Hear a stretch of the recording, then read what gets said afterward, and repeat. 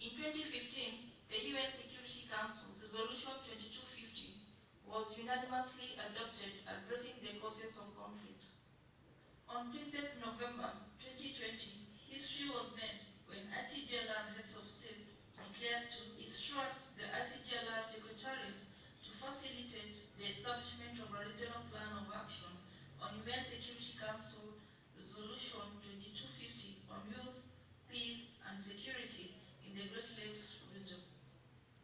As youth, we accept and own our role and responsibilities to shape this regional action plan.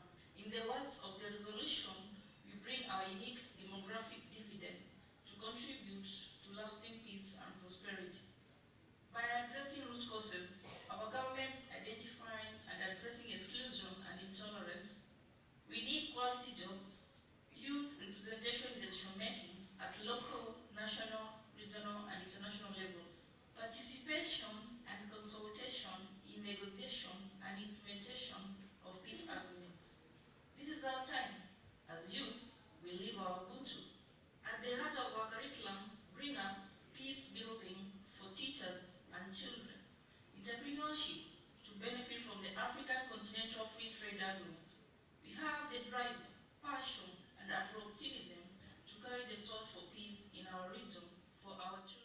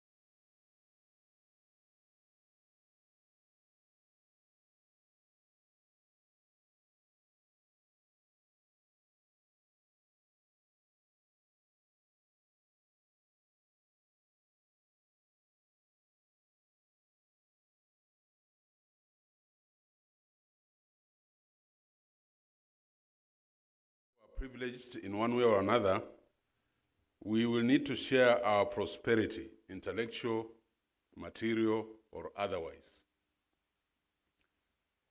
And just very quick demographics. The average East African is 19 years old. 75% of the population under the age of 35. You can see the weight.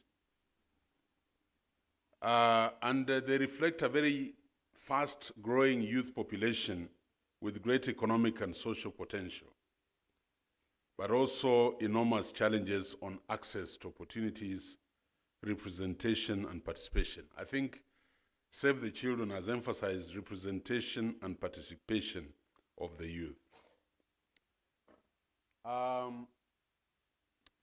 Kenya's population is projected to reach 100 million by 2050. The number of Kenyans aged between 15 and 24 is expected to almost double from 9.5 million today to 17.1 in 2050. But Kenya has done well in the last decade or so. And we know that our poverty had declined dramatically, and our GDP growth was very attractive. In fact, we were 1.9 percentage points higher than the average sub-Saharan African country. But despite the economic growth, nearly 70% of Kenyans still live in poverty. And I'm talking about multi-dimensional poverty. So it is about money, it's about education, it's about health, and all those other factors. And this affects the youth more, particularly those with disabilities, the women and the girls. And for us, you know that Kenya is essentially an arid and semi-arid country. So the majority of Kenyans are affected. The impact of COVID is dramatic. And I think any economic gains that were made by the Great Lakes region countries has been eroded by COVID.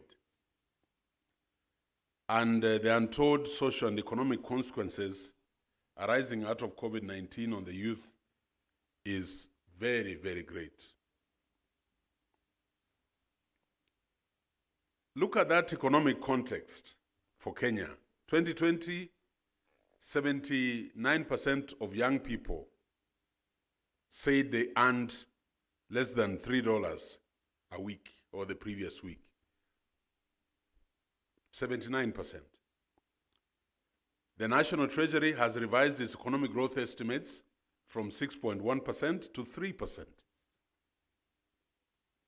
And this is estimated to drop. Currently is very, very low. And this has left hundreds of thousands of Kenyans jobless, and entrepreneurs in the informal sector have lost their businesses. But we know we have Vision 2030 and the medium-term development plan and our president's Big Four agenda, where we have prioritized manufacturing, health, housing, and food security. But these initiatives are down on the ground because the COVID-19 recovery plans have therefore to prioritize reviving the economy and creating jobs for the youth. So what are the consequences? Despite these policies, the majority of young Kenyans remain vulnerable.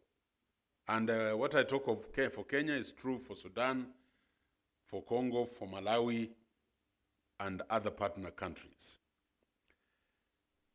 And this is the most unfortunate. Due to limited economic opportunities, some vulnerable Kenyan youth turn to transactional sex, petty crime, or migration in order to survive.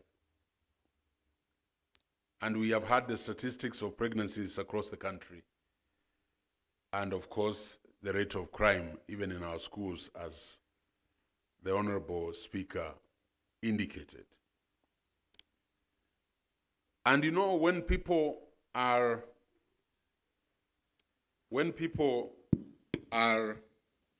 vulnerable, they become victims even of extremist groups and organizations. Among the youth, adolescent girls in particular face disproportionate barriers to educational, economic, and social opportunities.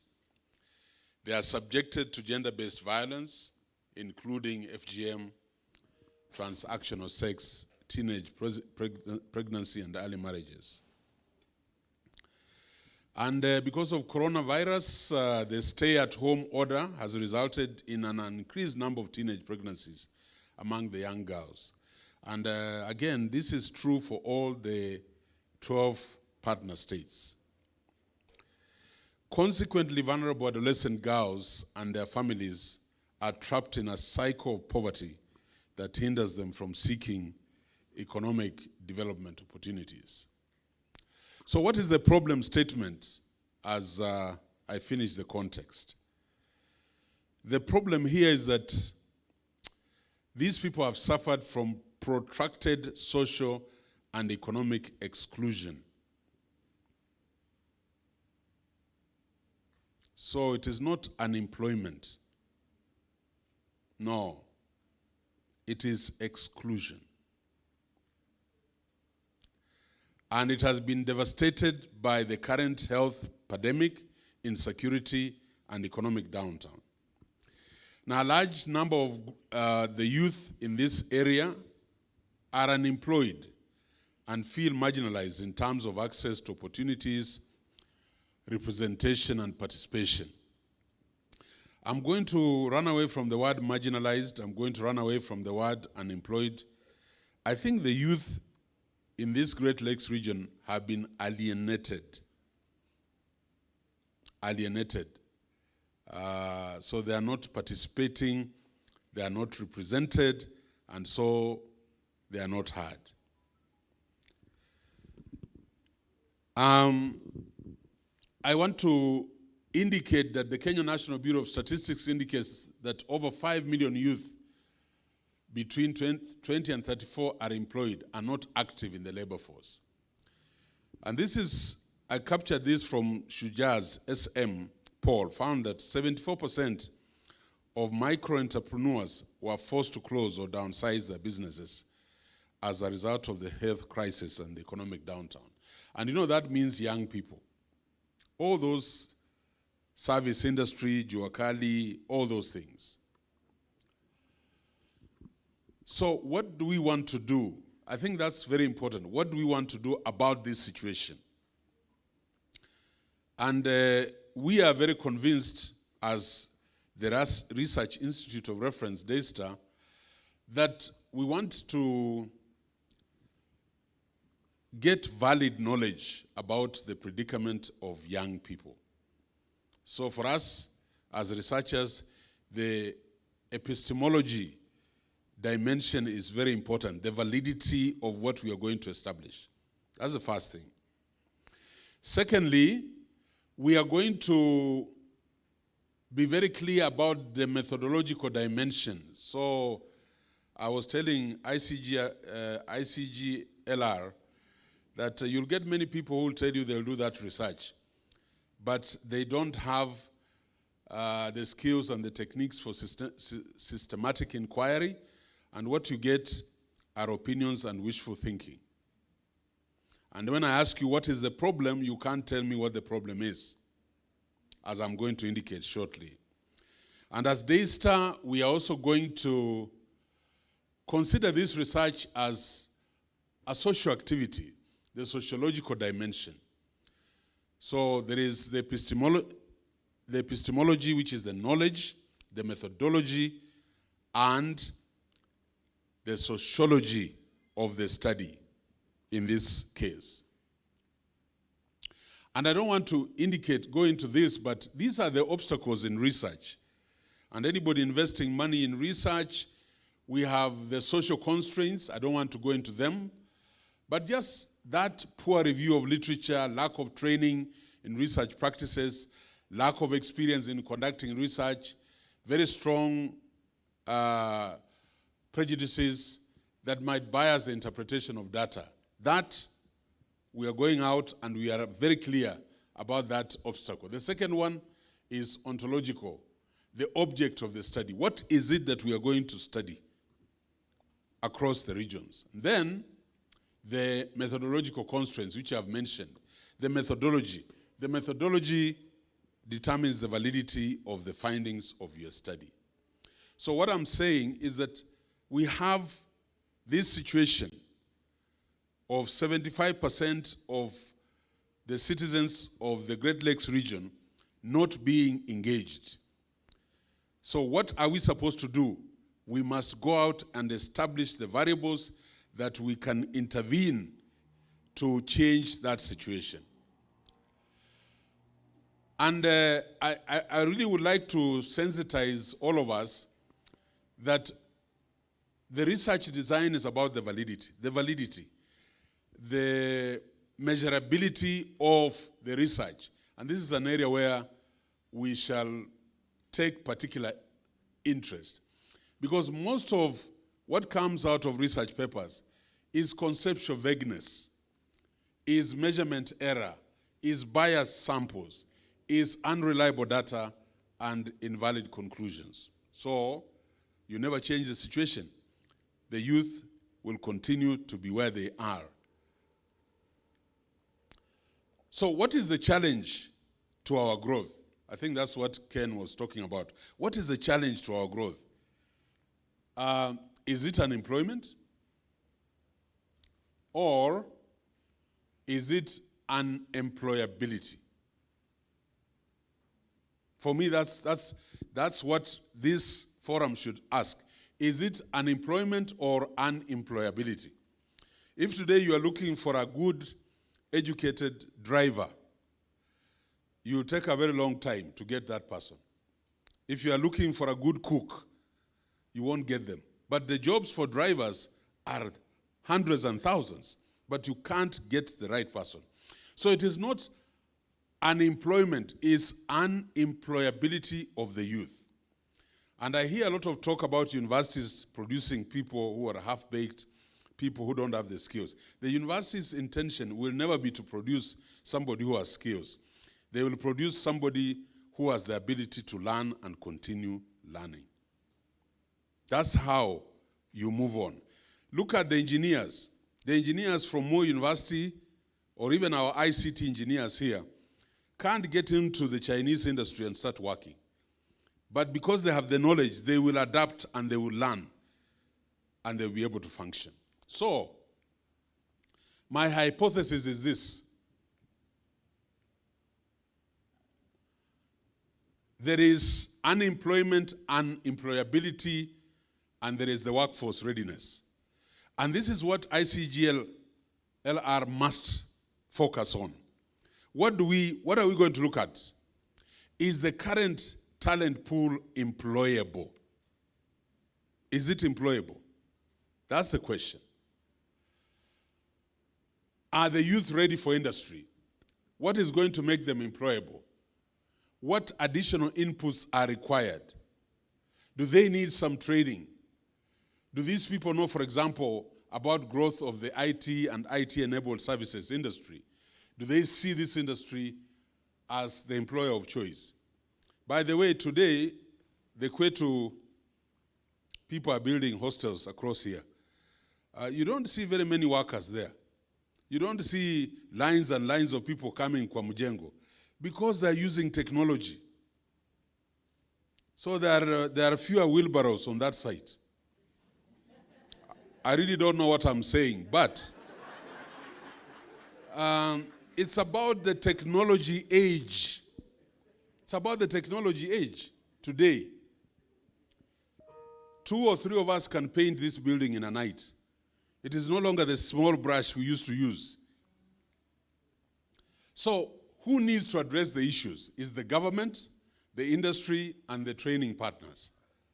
And then we'll have a talent pool. We have this talent pool of unemployed people, and if we engage appropriately, we shall have an employable talent pool, and our countries will move forward.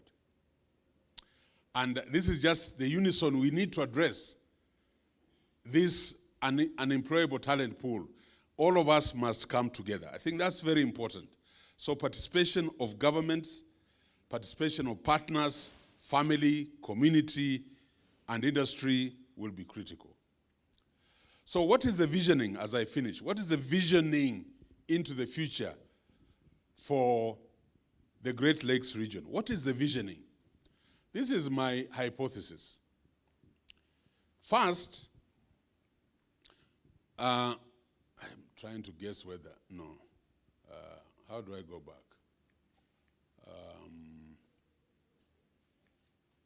I've messed it, huh? I wanted to go back.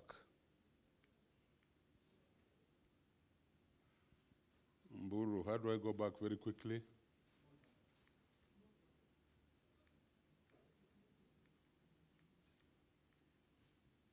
Can you take me back there? Yeah, to that, yes. Sorry about that. Just make that slide full slide. Look at this. This is my hypothesis. It is also very important for us in Africa to know that because of technology, you can no longer think that you will be confined at the base of the pyramid. Look at the base of the pyramid where there is routine work for people and routine work done by machines. This is jobs in less developed countries. Some of the countries like Kenya, which is considered a middle income developing country, we must also look at our youth, the university graduates, the high school graduates, the TTI graduates. Jobs in more developed countries, we must aspire for those jobs, creative work, research, development, design, marketing and sales, global supply chain, management, etc. That is where we will get a lot of this youth funneled into. So as we try to think through where we want our youth to go, let us not sit at the bottom of the pyramid. There's this thinking, when you talk about youth, you're looking at that person who failed in school. But my friend, there are thousands of graduates whom now you need to push up that pyramid and be able to move to those other jobs that we are talking of, jobs in developed countries. Now look at this. Look at the trajectory. And where do we, in the Great Lakes region, want to fit? These are the less developed countries, and it looks familiar. Mass production economy, traditional hierarchy, narrow fixed skills, small skilled elite, competition-based, and so on. When I was talking to Honorable Nadia, by the way, she went through Malaysia and then did her master's in Germany. This is where we should put our youth here. Knowledge-based economy, team-based flat work organizations, fluid skills standards, high skill profile, large skill elite organizations, competition based on quality, customization, technology, leadership, creativity, innovation, and constant learning. That's where the world is. So as we take the youth into productive engagement, let us look at the whole profile of youth. And there are those we would like to shift in that area. Just like in Daystar, a lot of our youth are here, but they're employed. A lot of our youth are here, but they have their own companies. They're running their own companies. And they're doing all kinds of businesses. That's where the world is going. This is what I want to conclude with. Youth alienation. Youth alienation. And look at that here, 1959. Maintained that the objective alienation in mass society eventually leads to 5 socio-psycho phenomena. And I want you to think about our youth. Number 1, the youth they have a sense of powerlessness. A sense of powerlessness. They are normlessness. They have no values around themselves. They are isolated. They feel isolated. There is self-estrangement. In fact, with those tendencies that we are talking about. And there is a lot of meaninglessness around themselves. If somebody is going to move this agenda forward, Kennedy, we must set up a research tool that will be quantitative. We are going to measure all those statistics of youth unemployed and so on, But these are very, very important attributes. These ones. When people feel like this, they can do anything. When they feel like this, they can do anything and can lead to the destruction of our country. And so we wish to retaliate that we'll support the research function, but we must sit down and know which variables are we going to chase, and then prioritize, and then hopefully come out with findings that would change the situation of our youth. Thank you very much, and God bless you.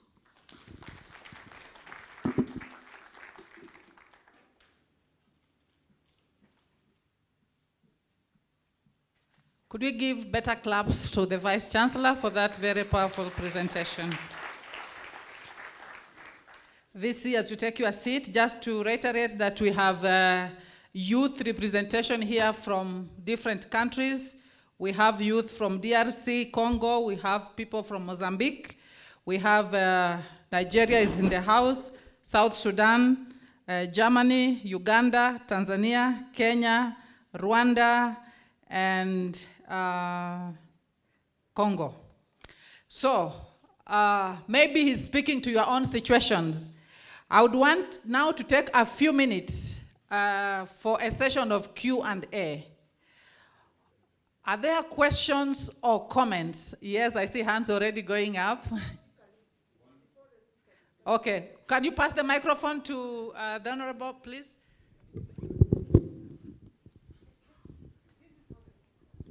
Thank you.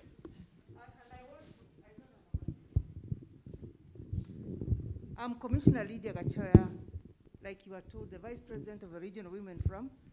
But I have a stake in youth in that 50% of my members are women youth. So I'm here, I'm a stakeholder, not necessarily just supporting Kennedy, my friend. I want to respond to Professor. When I left university, Speaker, there was a program by the government, and each one of us went to blue. There was Kenya Breweries, East African Breweries, East African Industries, which is Unilever today, BAT, Kenya Airways. We went to those companies by government regulation and act as graduates, and we went in there for a whole year, and would be like 20 or 40 in each of those companies. And we'd go through all the programs, marketing, engineering, in every company. And we stayed for a year so that we vacated when the next lot came in. Is there any way this government can take care of our youth today? What has happened today that nobody knows the youth that are leaving university? Ministry of Education, Ministry of Labor used to coordinate, and when we went for our results from the university, we got a list of where you are going to go do your internship. What I'm seeing now the government doing is 3-month internship, which gives you nobody any skill. So I want the youth of this country to be employable by assistance from the government, by an act of parliament that compels all the companies by per capita how many university students they should take every year, for a year. Because without legislation, we will not get anywhere. We need a legislation that compels them. I know the companies do it. Safaricom does it. But it is very painful to see Safaricom declare profits of 20 billion every year and nothing for the youth except their foundation, which nobody knows how it works. We need a regulation that gives companies by size the number of youth they can take from universities every year. They take them through for a year and they become employable.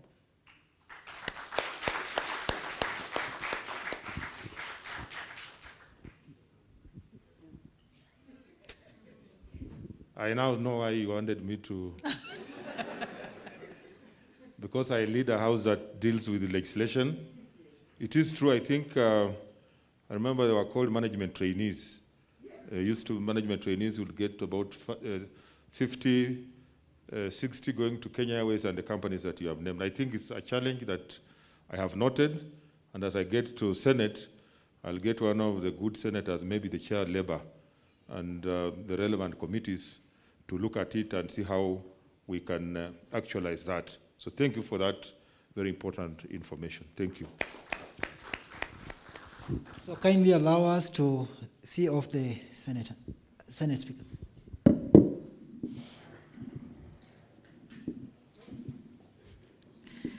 Thank you very much. We will take a break. George, please come here kindly. As we wait for the VC and the President Emeritus to come back, because he's doing the next presentation, we'll do a little exercise, and George is going to guide us on that. So, George, please come.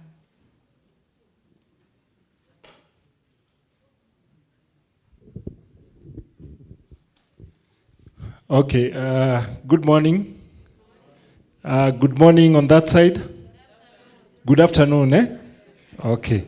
I'm very youthful, so I don't need to use the staircase.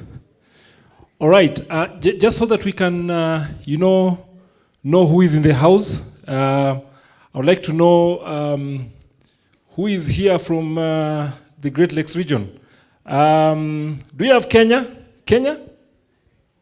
Kenya, wonderful. Now, what you're going to do is this. Whichever country you come from, you're going to register a question. Are you together? And I know Kenya, in Kenya there are many countries. There's Rongai, there is Githurai, you know. All right, so I need someone to write.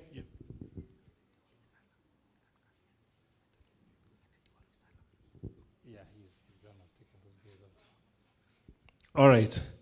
So Kenya, a Kenyan youth with a question? Good. Can we get a microphone, please, so that we don't share? Yeah.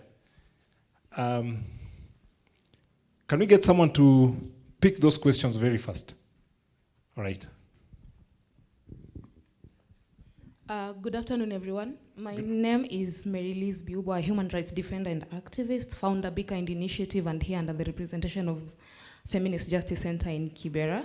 Yes. And having been listening to this, and we came from a meeting, I think on 3rd and 4th of December 2020, yes, on UNSCR 2250, where we were discussing how can young people be part and parcel of youth, peace and security, which is basically what has put us together here today.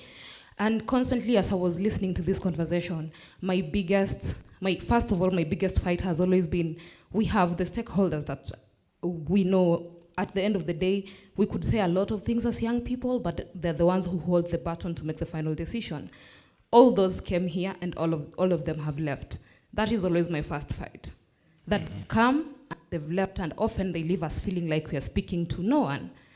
And I know the justification will be, we will tell them on your behalf, but what's then, that the presentation that has just been done, we spoke a lot about inclusion, right? And not leaving youth out. Yes. But what is inclusive of you talking on my behalf instead of you allowing me to be in a platform where I speak about my issues? And then the second perspective, and this I'm going to speak about marginalization, personally being a member of the LGBTIQ community, and also just speaking for all marginalized group. Every time we speak about young people, we like to look at youth from a homogeneous perspective. Go innovate. Have we wondered how many youths want to innovate? Go start a business. I don't want to be an entrepreneur. Go to school and study and become all this. In this room today, we don't have a single artist, and if they're there, maybe they are not even feeling confident enough to speak, because this is not their space. Yeah. When we speak about youth who live with disability, if they were to come there, this is already not accessible for them. At least they can't go onto the podium. It's the little details like that when we're speaking about marginalized group. Youth, yes, of course, is seen as a marginalized group, but the fact that you treat them as a homogeneous group, I, as an LGBTIQ member in Kenya, have a constitution that renders me illegal. So you're saying young people, we should speak about young people and allow them in spaces where they can make decisions. Can an illegal Kenyan be allowed in spaces to make decisions? We partner with great countries. Finland was here. It's the 4th country in terms of great laws that support LGBTIQ people. In their country, even if your family rejects you, the whole government is behind you, protecting you. In Kenya, a young LGBTQ person today is rejected by the family, by the government, by the people on the streets.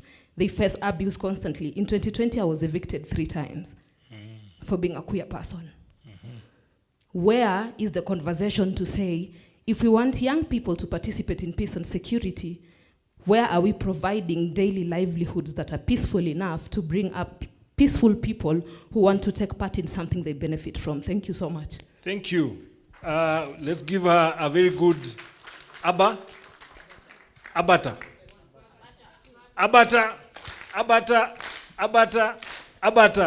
Okay, I want to hear from Nigeria. Where is Nigeria? Nigeria. One of our friends in the GLR.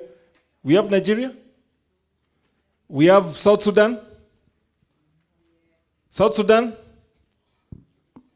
Do we have Malawi? Okay, which other countries do we have apart from Kenya and Rongai? Uganda. Uganda, please come forward, come forward. The pillars, I can't quite see you, so just come forward. And remember, this is also about you, speaking out. Like the way she's spoken, it's very, very important that you speak out. And I can assure you that whatever you share, you're being heard. This is a good forum for you to get listened to. Are you together? All right. So Uganda? Rwanda, where is Rwanda? Please stand, even if it's just to greet us. You don't have to, maybe you don't have a question, you don't have a comment, you just want to greet us in your mother tongue. That would still be good. A lot of guys would dismiss my Rwandisness. But Muraho is how we say hi. So sorry, you said? Muraho. Muraho. Yego. Yeah, meza cyane.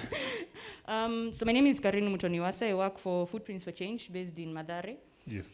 I just want to upload the research presentation and also point to the significance of what has just been presented by Professor Laban. For most of us peace builders, we mostly address issues of peace building from an economic perspective and say that unemployment is the #1 reason why young people are being radicalized. Yeah. Not paying attention to the issue of protracted social exclusion of young people, especially in underserved communities. So for me, would be to commend that and also to request if we can be part and parcel of the research and give life to it from a youth perspective, so that we are able to also partner. He mentioned partnership, so we're able to partner and implement most of this research so that it doesn't stay in the shelves. A lot of it can inform YPS adoption in Kenya. So Professor Laban, thank you so much for that research, and how can we engage and work with you. Thank you very much. Thank you very much. Abata. Okay, where is Uganda? All right, Uganda? Mozambique? Okay, now you're forcing me to go to Rongai. All right. Okay.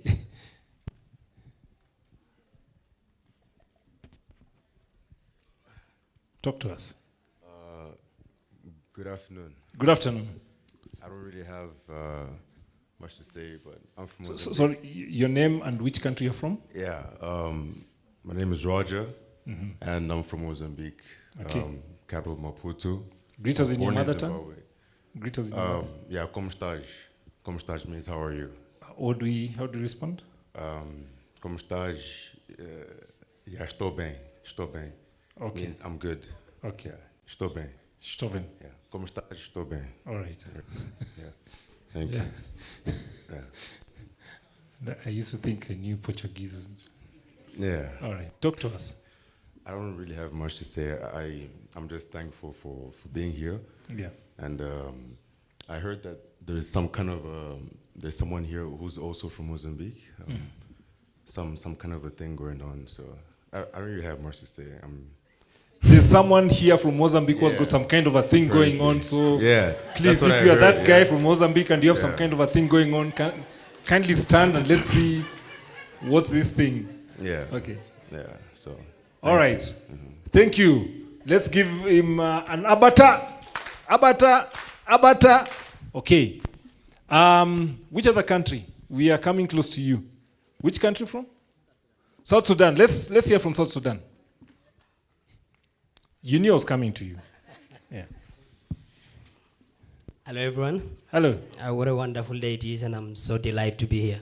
First, I would like to thank each and every one of you who are right here, right now. Your presence is highly appreciated. Secondly, allow me to reintroduce myself. My name is Charles Loro. I'm from Juba, South Sudan. I'm representing here at Daystar University. I'm pursuing my master's in diplomacy, and I just wanted to appreciate Daystar University, first of all, for giving us this opportunity. And then secondly, I would like to appreciate International Security and Peace Initiative that are going on here. So maybe in between the program, I'll be having the opportunity now to ask something that can be quite valuable. But at the moment, I would like to just appreciate and be thankful that I'm here. Thank you. Thank you very much. Let's give him an abata. Abata. Abata. You did not tell us how you greet in your mother tongue. We have over 64 tribes. Yours? Mine is Bari, and we usually say Gwandata. Gwandata? Yes. And we answer? Alabod. If you're okay, you like Nanlabod. Nanogun? Nanlabod. Nanlokun? Yes, yes, yes. Yeah. Wow. Thank you. Thank you, thank you, thank you. Thank you very much. Now, on this road, do we have someone with a question on this side, please? Based on the presentations that have been made,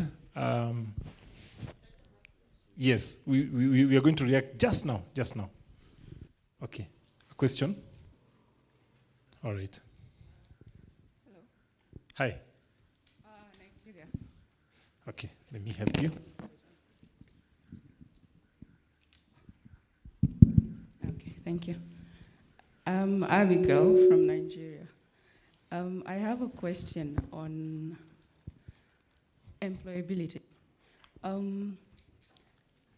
Let's take Africa as a home for both Kenyans, Nigerians, the Great Lakes regions, and all of that.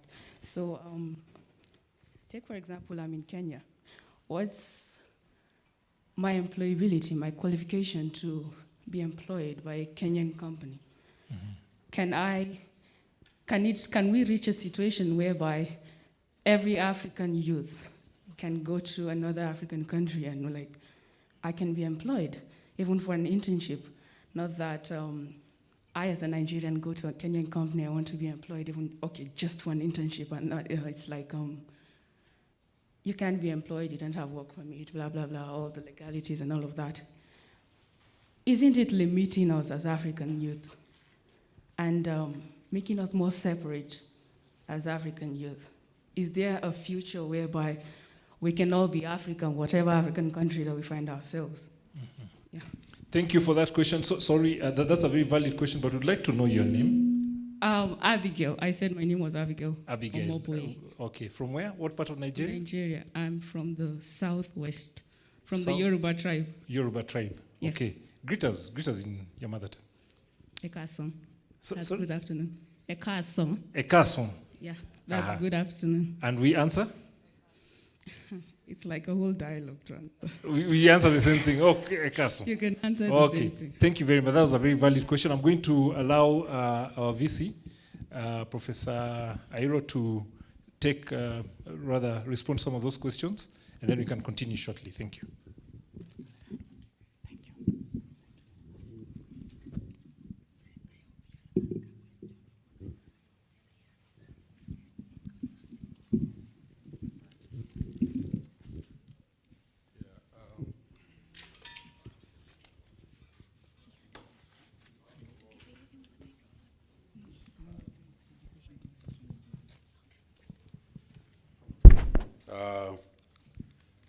Thank you very much for the reactions, but I would like to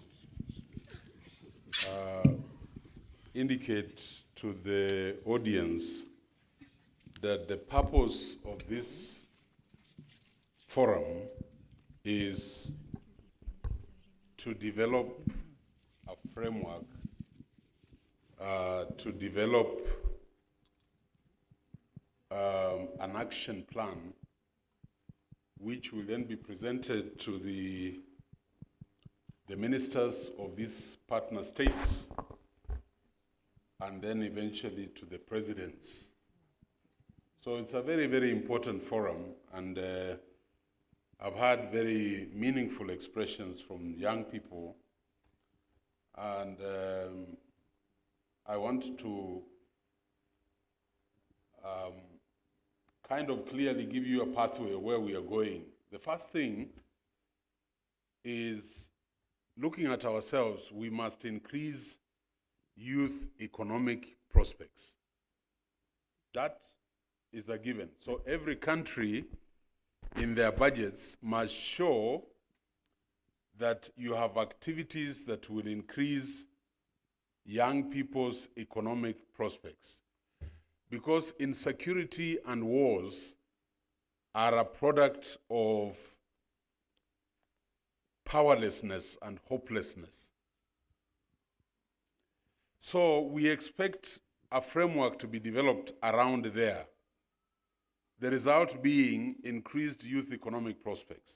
That's a big area, and I don't want to go into the attributes that will be required there, but things like percentage of youth accessing financial services,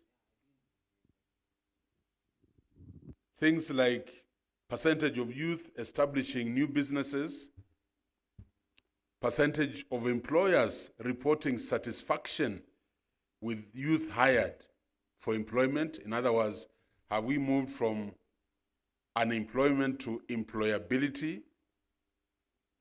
A number of youth organizations implementing training programs. So that comes under increased youth economic prospects. That's the key indicator, number one. The other one is strengthen youth serving systems. Strengthen youth serving systems. And I'm trying to capture your voices that I had. So what are the number of new partnerships established between youth associations and other stakeholders?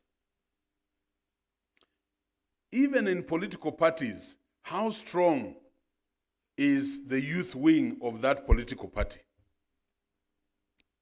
The governance. How many slots are they sponsoring young people at county level, sub-county level, up to national government? That is strengthening youth serving systems. What is the contribution of the government towards youth development? So if I come from Kakamega County, how much has Kakamega County put in the budget towards youth development? What are the number of youth organizations engaged in economic and social transformation? So if you are, again, from Murang'a County, then there is the Murang'a Water Company. How many youth are engaged? Not just in the labor sector, but in the management structure of that company. What is the number of youth networks and coalitions? Do you know if you are 75% of this population, of the population of any of our countries, imagine if you had strong youth networks. 3/4 of parliament would be yours. Yeah. That's what we are saying. You have a network, you mobilize, you get resources. The ambassador of Finland has just been here. They support youth and women programs. They support the democratization of those networks and mobilize resources, and you go to parliament, you go to the county governments, and you begin to have a voice. And how many are the youth programs that have been scaled up? So how many supermarkets, chains have been established in Uganda, in Tanzania, in Rwanda, that are under the trusteeship of youth organizations? That's what we are trying to say. What we are trying to say, this piecemeal approach to the dilemma of the youth will not work. It must be mainstreamed into national, county, and regional frameworks. And that's the purpose of this workshop. The other thematic area is cross-cutting indicators. Cross-cutting indicators. What is the percentage of female participants in programs that are designed to increase productive economic engagements, assets, credit, income, employment? It must be mainstreamed, and the purpose of this forum is to develop a framework, is to give a regional template action plan that now can be monitored in those partner states. And that's why your participation is extremely important. What is the number of youth programs that are under the public-private partnerships in our region? So we hear big monies from IMF, we hear big monies from this World Bank. How much of that money under private-public partnership is getting to the young people in our Great Lakes region? How about your level of collaboration in terms of marketing your products?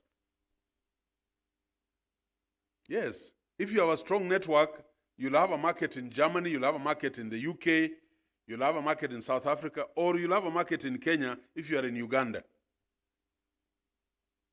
Today, most of the eggs we eat in Kenya come from Uganda. Suppose that enterprise was run by the youth. That's what we are thinking about. That's what we are talking about. But these small piecemeal initiatives are not working. That's why the region has to come together and create synergies that will get the youth moving forward. I just want to, somebody raised a very important issue from Nigeria on social mobility. Social mobility. Yeah, so all these barriers to social mobility have to move out if we are going to get our youth productively engaged. Imagine the East African community region alone, the millions of people, the market. If each of us ate one egg every day, how many eggs would you be selling? Multiply with an egg costing 15 Kenya shillings, then a month, then a year, billions of shillings. So that's the intention of this interaction. I wanted to mention that first. And also indicate that moving forward, I wish I can find my notes, but moving forward, this is what I hopefully would like to see in the framework. Increased sustainability of youth organizations across the region. Those are, when I say youth organizations, I'm saying youth-led, youth-owned, and youth-managed. I would like to see government agencies, development partners, civil society networks regularly engage youth organizations for service delivery, for communication, for strategy development, and as implementing partners. Yeah, so you are participating. We would like ICGLR to ensure that the youth have a stronger voice in local, national, and regional platforms with a robust and friendly youth policies. Now, those will not work if we don't mainstream this initiative. I would like to see, as an outcome, youth innovation grants that support innovation in youth-owned, youth-delivered activities that are sustainable and inclusive of marginalized subgroups, particularly adolescent girls. And I keep making reference to adolescent girls. Not because I'm a father of daughters, but I know that they're the most vulnerable. We would like to see greater participation of youth, Kennedy, in this framework of young youth in youth networks. I keep emphasizing networks. Because networks, you are pooling together, you can attract greater resources. And then we would like to see platforms that provide information on social and financial services to connect youth and enable swift recovery from the primary and secondary impacts of COVID-19. And finally, I would like to see youth connected with peers. A Congolese, with a Kenyan, with a Rwandese, with a Ugandan, with a Tanzanian. You connect, you synergize. And then I would like you also to have adult mentors around you for anchoring. And the girls, we have great female mentors, like the commissioner who spoke here. Those are great female mentors. And she can mentor a whole family. A whole family means 1,000 of you. The running word is we must tease out the variables. We must give valid interventions based on research. And then we must do what is very important: formulate policy, disseminate that policy through people like the speaker here and the presidents of this region. And I think in 5 years, 10 years, we might not be 100%, but even if we went 40%, we will be a different region and different countries. Thank you very much.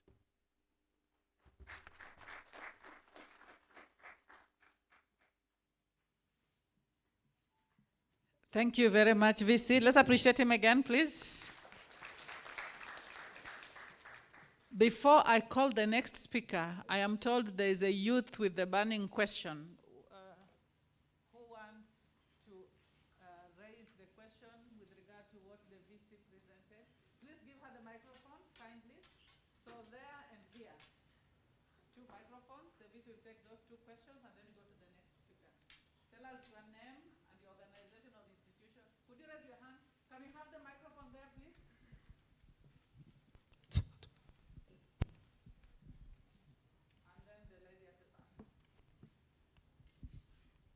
Thank you so much.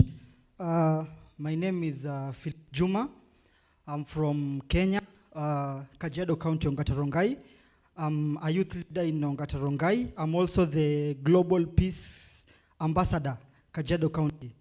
And I am the CEO and founder of an organization called Takamal Initiative. It's a youth-led organization. We deal with youths and women. So, and first of all, the VC has said that as youths, we have at least youth to have mentors. And I'm privileged here because one of our mentors is here, Mr. Dr. George.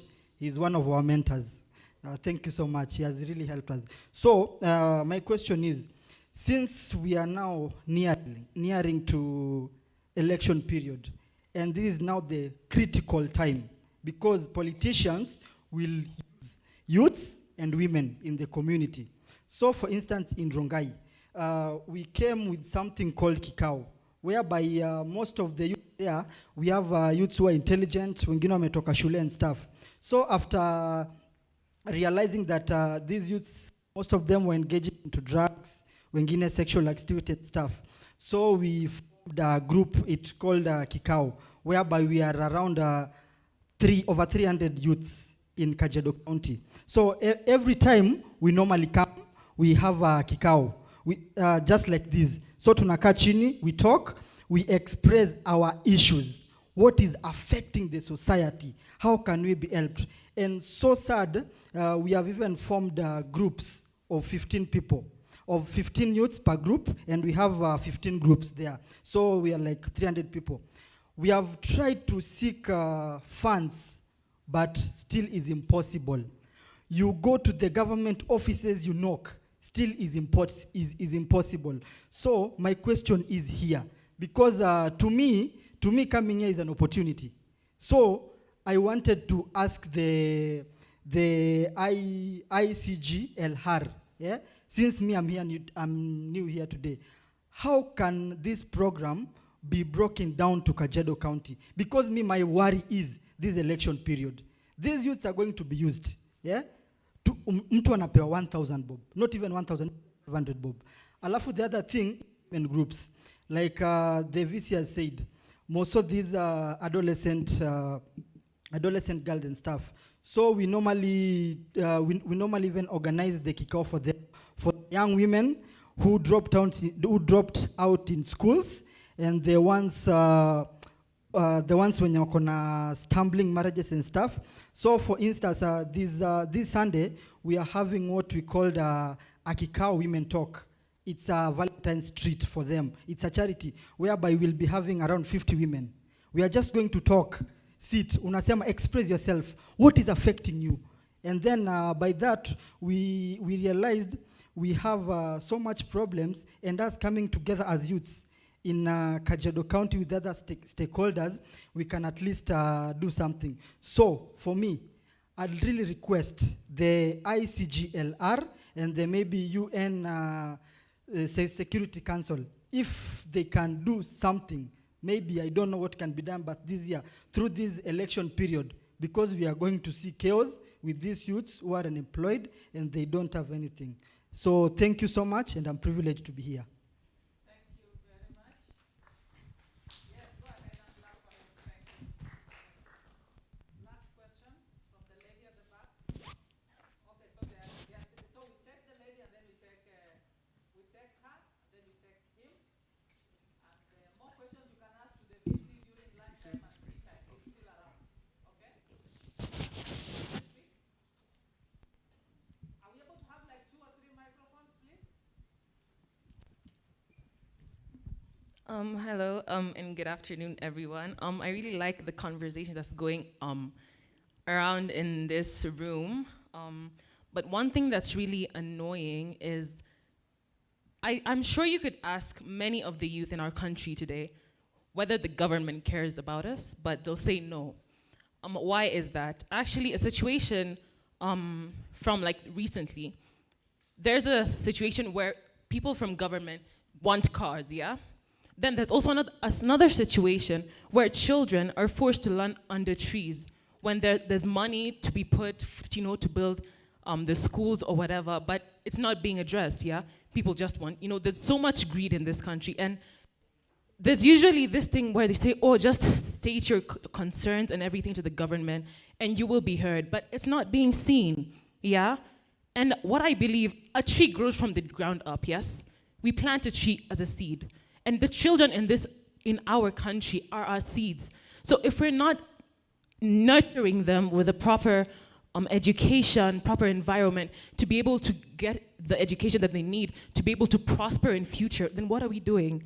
A tree doesn't grow from the bark, it grows from the roots. And so we should take advantage of actually creating environments where children could be able to learn, grow better. Because I've noticed from the 844 system, it's all about cramming, You just go into a room, what's this plus this, but you don't even know why that's the cause. And that's why many people, when they grow up, they don't even know what they want to do or don't know just normal things here, just because they were told, if you don't get this mark, you're not gonna go anywhere, yeah? It's not being told, this is why this happens, and this happens. It's just like, you have to get this. If you don't get this, we're gonna punish you, we're gonna send you home, or something of the sort. And so it's not being addressed. These children are not being educated. And as a youth, I'm very concerned because, yes, you want to, enable us to grow and prosper in this country, but how can you grow a tree from the bark when not focusing on the roots? If you don't focus on the roots, where is the tree gonna go, And so I believe that we should actually take more of our attention and put it on the children that we're, like, in as much as we're trying to, empower the youth and everything, yes, that's a good idea. But without empowering these little small children, where are we going as a country? People say that Africa is the richest country, but we just haven't realized it because everyone in this country is always trying to pull each other down, but not raise each other up. How would the country look when every single person is trying to raise each other up? People in government are saying, oh, we don't have cars, we don't have cars. How are other people in the country buying their cars? They're buying with their own money. Why are they using the money that's supposed to go to sustain other people in the country, yeah? And so that's the worry, because there's so much greed in our country. And you heard the other day the president say, oh, 2 billion is stolen every day. Like it's some casual thing. Why is this happening? Why is it that every time these things are addressed, it's either pushed under the rug or something? Like these funds, imagine what just one day, this one day 2 billion would do for this country. What about a month, you know? And so I feel like we really need to inspect ourselves as a country, even the people in government, whatever, inspect ourselves as a country, because if we keep going ahead with how we're going, there's absolutely nowhere we're going, yeah? So yeah, that's my 2 cents, thank you. Okay, thank you very much. Hello. Mimi nitauliza swali langu kwa Kiswahili na nitaomba radhi kwa wale ambao hawaelewi Kiswahili. Mtawafanyia translation tafadhali. Kwanza kabisa ningependa kumpongeza profesa kwa presentation nzuri na kutambua kwamba watu walio na ulemavu wanapata changamoto nyingi na pia wametengwa katika nyadhifa mbalimbali za maamuzi. Swali langu kwanza linakuja kwako wewe profesa kama kiongozi wa chuo hiki cha Daystar. Katika chuo hiki wewe umechukua hatua gani kuhakikisha kwamba watu walio na ulemavu kwanza wanakuwa na mandhari mazuri katika shughuli zao za kusoma? Je, umewaaccommodate vizuri katika institution? Uko na data kwamba uko na watu wangapi ambao wako na ulemavu katika shule hii? Alafu pia kuna changamoto nyingi ambazo zinawakumba watu na ulemavu. Kwa mfano familia sana sana huwa hazipendi kusponsor ama kusomesha watu na ulemavu kwa sababu ya zile stigma na mambo mengi ambayo yametokea katika jamii. Je, kuna mpango katika skuli kama hii kuhakikisha kwamba labda kuna scholarship programs ambazo ziko specific kwa watu ambao wako na ulemavu ili waweze kupata masomo? Na katika masuala ya uajiri, una staff wangapi ambao wako na ulemavu katika chuo hiki? Na kama hauna, una mikakati gani kuhakikisha kwamba labda nafasi kama hizo zikitokea wanaweza kupata kuajiriwa hapa? Manake kama tunasema ni mambo na awareness, basi awareness inaanzia pale ulipo wewe ikisonga mahali kwingine. Jambo la mwisho ningependa pia kuunga mkono alichosema yule dada kutoka Mathare Footprints, nafikiri kwamba ni muhimu kuhusisha watu ambao wanahitajika katika research. Kwa mfano kama ni mama ambayo anahusikana na walemavu, wahusishe pia wao wenyewe, manake wanaelewa zaidi pale ambapo kiatu kinawafinya. Asante. Thank you very much. Asante sana. Tumpigie makofi. VC, could you kindly come and respond to those questions, and then we shall go to the next speaker. Let's encourage the VC as he's coming to the podium.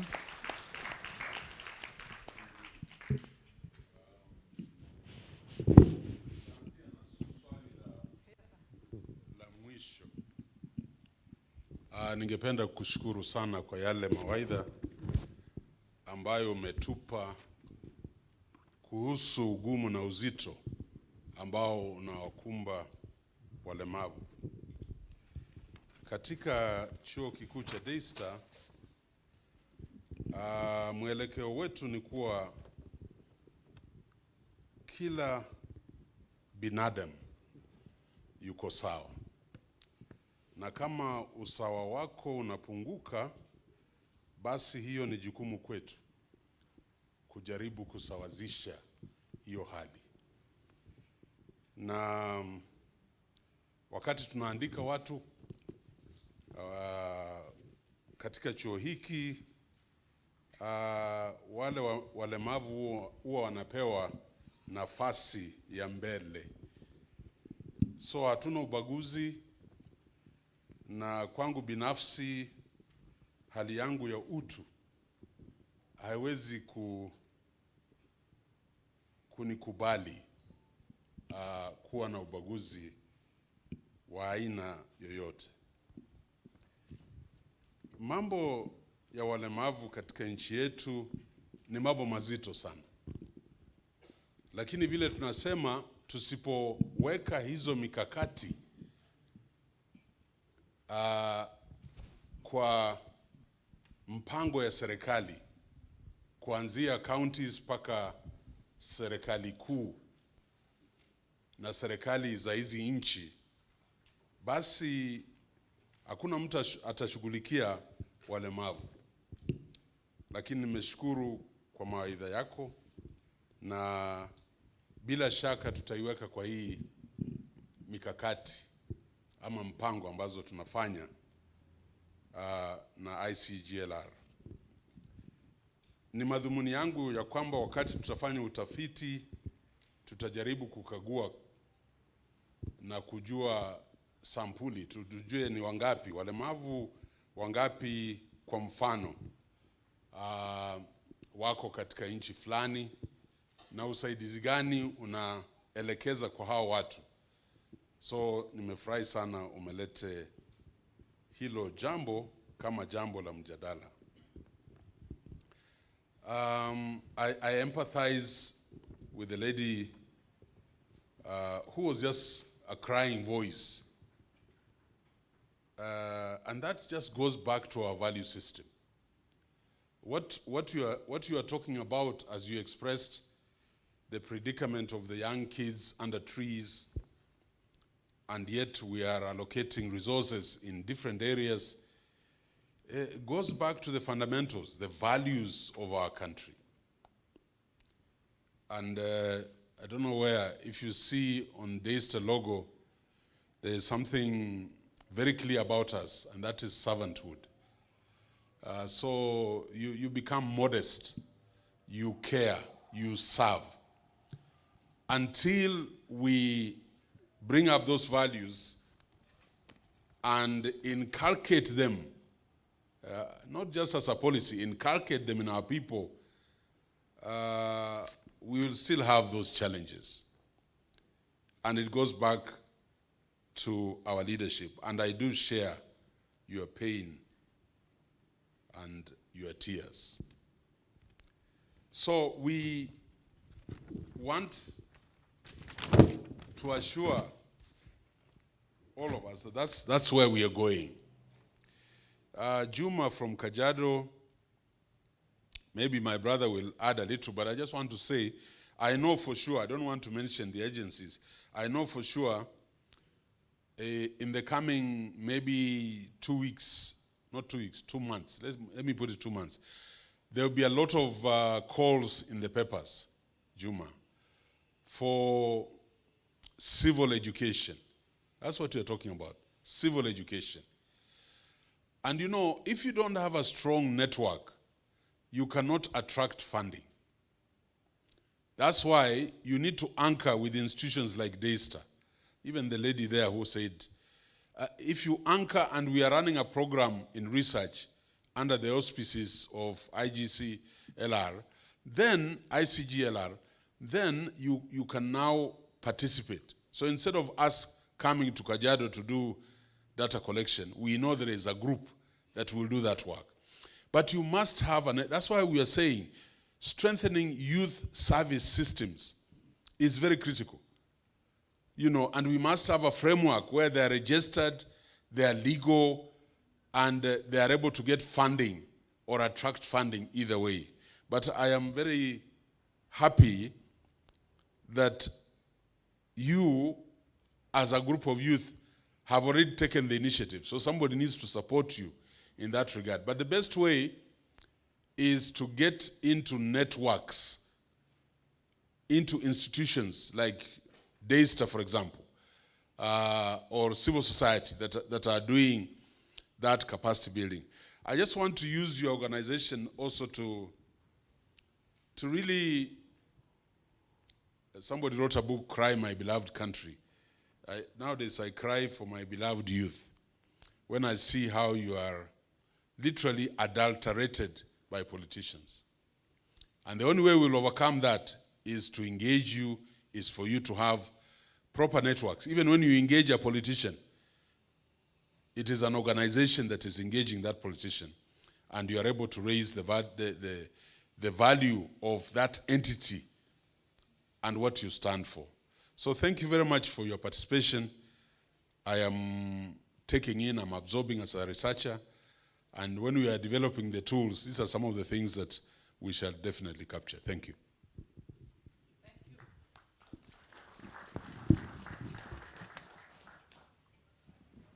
Thank you very much, VC. Let us clap for him in the ICGLR style. Abata, abata, abata.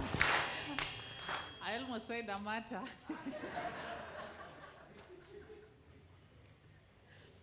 Our Vice Chancellor is available even during break time and lunch time. You can follow up with more questions and comments. And now would like to invite to the podium the President Emeritus of the ICGLR Youth Forum, Mr. Kennedy Walusala, to make a presentation on the ICGLR process, status, opportunities, and challenges towards the implementation of UNSCR 2250 on youth, peace, and security. Mr. Walusala, karibu. Mumsindikize na abata. Abata, abata, amata.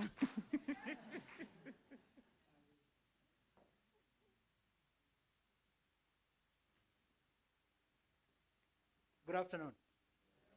It's 1 o'clock, and ordinarily I'm the one who will stand in between your lunch. So I will ensure that this session is as interactive as possible. But before I start, let me just find out who is in the room. How many of you are below the age of 20? May you just stand up. Anybody below the age of 20? Nobody in the room. That means we are missing that segment, and now in our Friday second sensitization this week, we must ensure that we get them. I'm speaking to organizations that are here. We need them. How many of you are below the age of 25? May you just stand up. Below the age of 25. Ah, that is awesome. At least we are speaking to the youth. Please, may you sit. How many of you are below the age of 30, but 26 to 30? May you just stand up.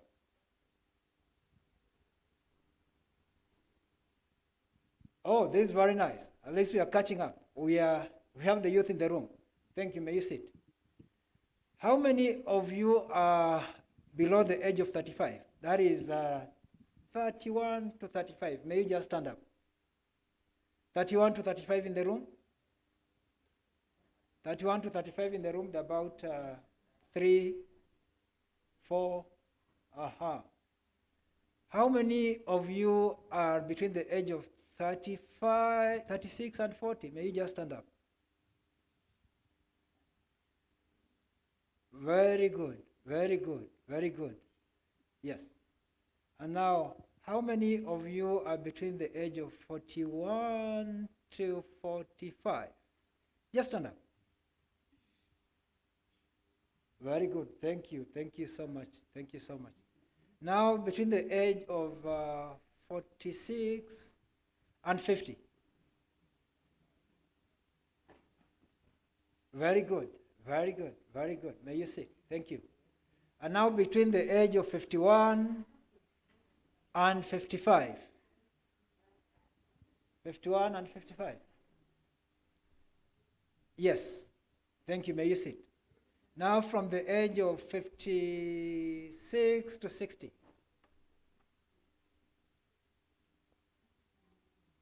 You see, there is nobody. Only one. Oh yeah. There's nobody. Now above 60. 61 upwards.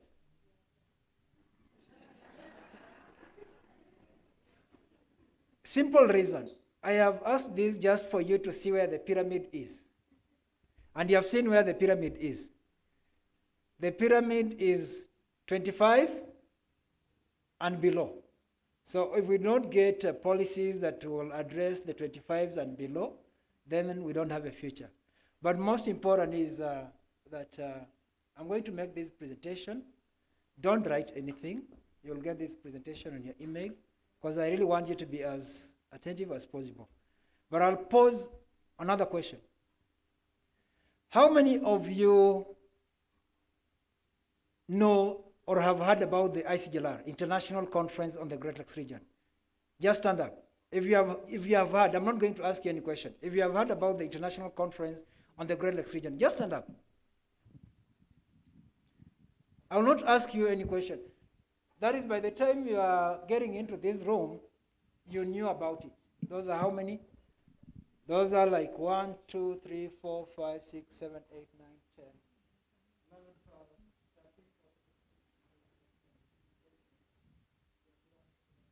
Now, may you see?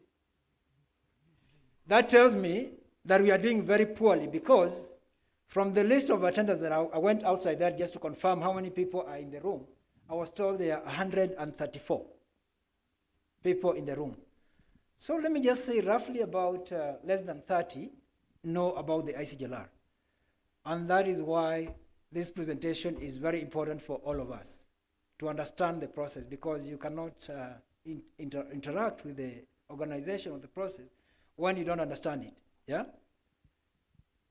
Allow me, first of all, to thank the VC of Daystar University for according us this opportunity to take this first sensitization. Because last week we were in a planning retreat. Now this is the first sensitization after the planning retreat that ended on Saturday. And then we are going to have the second one on Friday at Movenpick Hotel. And I again urge a number of organizations that are here. We shall talk for those who want to participate. Let's leave here knowing that you can be invited for the Friday session. But we also want that sector, segment that we are losing, that is 20 and below. So my point of departure is in Mugunga. Who knows where Mugunga is? Nobody knows. So we are here to learn. Mugunga is in Eastern Democratic Republic of Congo, where we have the militias, what you call the M23 operate from. If you have heard about the M23, where they operate in Eastern DRC, they operate in those hills of Mugunga. So we were there one time in 2017. We'd just been given some piece of land, about 7 acres, by the then president of DRC, that is President Kabila, to set up the youth center in Eastern DRC. And while we were on a tour of the visit, we had, of course, the representative of the DRC government. We had the military representative guarding us. We had the MONUSCO, the biggest mission in the world, MONUSCO, based in DRC. We had a colleague from Rwanda. We had a colleague from Tanzania, that is Nazi, my president from Tanzania. And then, of course, we had the UN partners also on the ground, and the government officials, including Ministry of Land, Ministry of Interior, and Ministry of Foreign Affairs. So while we are there, just looking at the field, we were just surrounded by over 140 young people. Where they came from, we don't know. And all of them were armed, ready to shoot. And actually my colleague, Nancy, fell down after just seeing that picture. And he said, now, this is our day to, if it's our day that God has planned that we want to die, then we shall die today. But then I looked at all these people, they were all young people, with all these sophisticated guns. And I say, government doesn't have these sophisticated guns, but the young people have them. So he's funding all this. Then while, everybody was ready to shoot, and I just said, wenzangu, hamjambo. Mimi naitwa Kennedy, natoka Kenya. And it's like, everybody isn't. And their lead, of course, is the one who spoke and said, oh, wewe ni rafiki yetu. Kenya ni nchi mzuri sana, tunapenda kuja Kenya, tulinda vizuri. Then he said, feel free, you are welcome. Feel like you're at home. Yani, jisikie uko nyumbani. I said, oh my God. One, I had warned them, because otherwise we would have lost our life. Then I said, this is my colleague, Nancy Kaizelege from Tanzania. This is my colleague Emmanuel from Rwanda. This is Diako from MONUSCO, you know, he just introduced them. Then they said, unajua tulifikiri hawa ni watu wa serikali ya Congo. Wanasumbua sisi sana. So with that kind of comment, it tells you the region we are living in. So when you have a country like Kenya, and for those who are Kenyans, I think just thank God. Because you have not reached at that level. And that now makes me move to my presentation.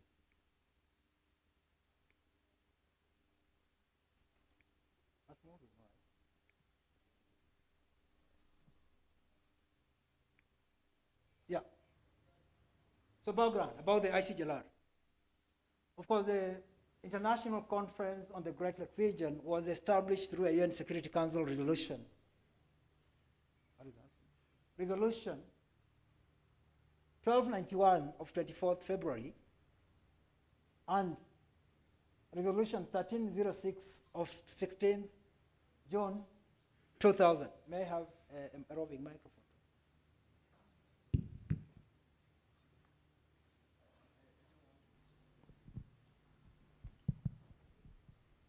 Thank you very much. Yeah. So, this is where we are at. Why the UN Security Council? To establish the International Conference of the Great Lakes Region. That was in 2000. Today marks the 21st year of the resolution, just like the Women, Peace and Security Resolution 1325. The genocide in Rwanda and the wars of the 90s raised awareness that conflict in the Great Lakes region had a regional dimension. You know that. Then, of course, people of the Great Lakes region are interlinked. Hence, instability in one country affects the neighbors. When there is conflict in the DRC, know that the neighboring countries have the trouble, you know. And then need to seek a regional approach for sustainable peace and development. Now, quick question. I want this to be as interactive as possible. How many countries neighbor the Democratic Republic of Congo? Those who know, don't shout. But those who don't know, I want you to give those numbers. Let me start like this is row number 1. My brother from Kajiado. I actually stay in Kajiado too. Yes. Yes, you asked a question. You're from Kajiado, if I remember very well. How many countries neighbor the DRC? Just shout. Give it a guess. Very good.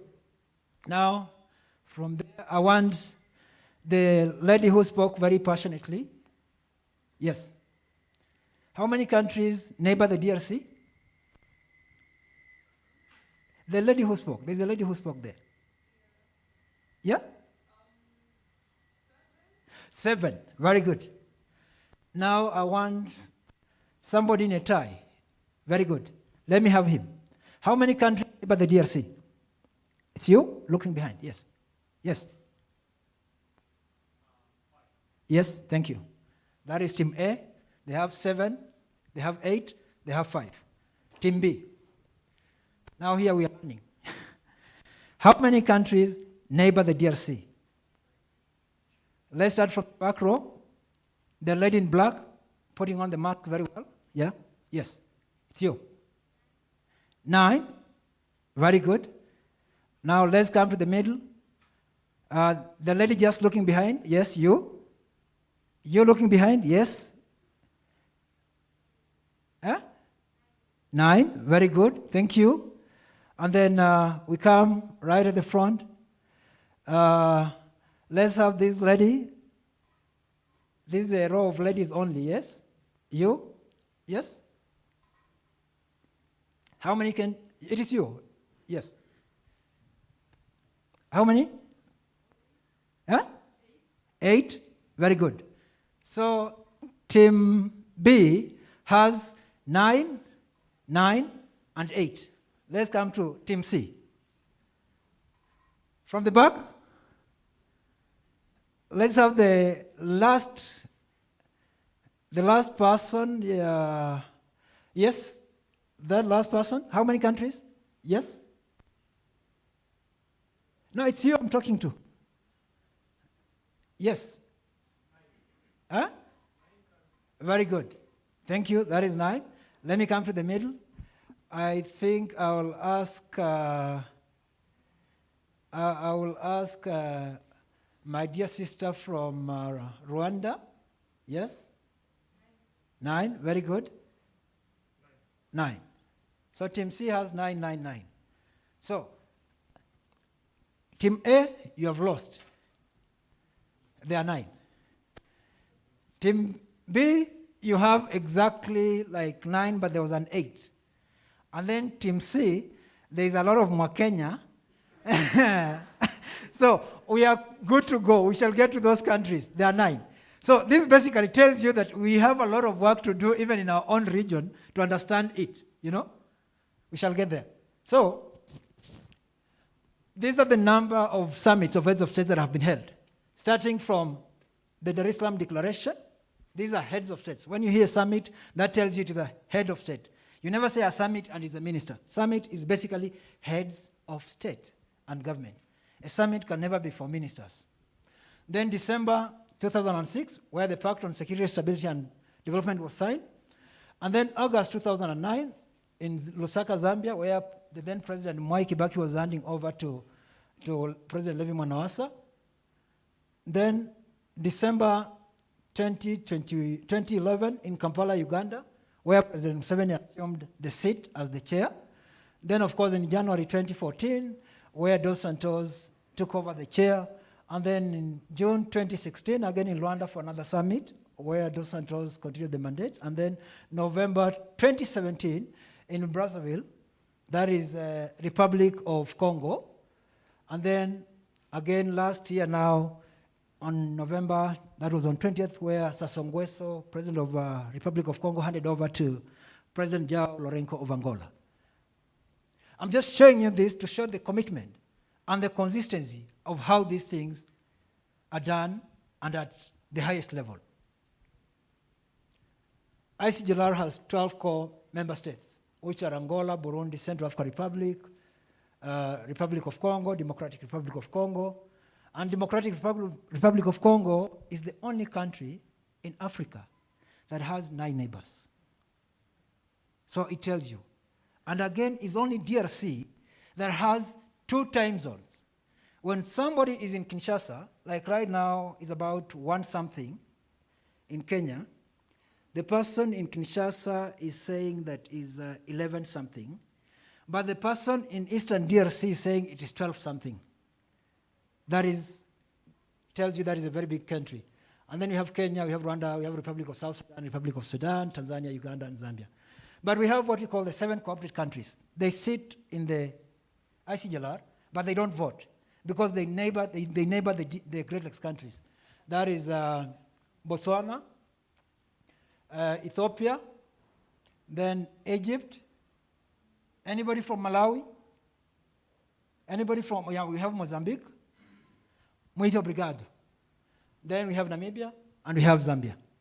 Zimbabwe, I mean. Very quickly, these are the countries. I've just told you DRC is neighbored by the 9 countries. But this was the original map. And why we keep this original map is because South Sudan was not a member, or it did not gain independence. So when it gained, it became a neighbor of course, DRC by virtue of it being independent. And it joined the ICGLR in November 2012. I remember when President Museveni was still chair.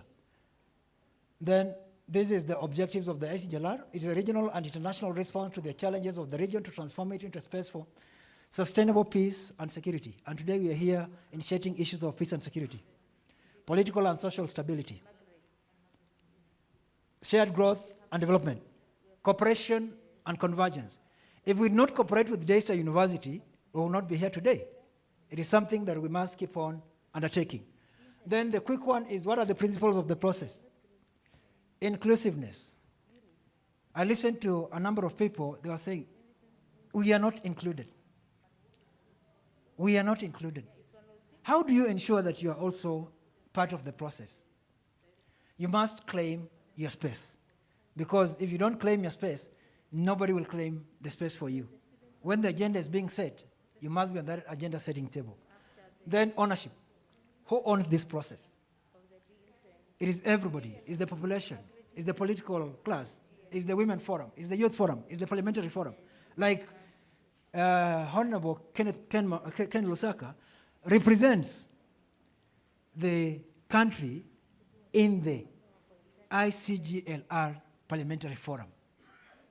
Not just as a speaker, but he also represents the country as the focal point for Kenya. Then we have partnership. You have seen Finland here. You cannot do this thing alone. You need partners. We need Daystar for research because some of us are not experts. But as VC said, every young person wants to be an expert in everything.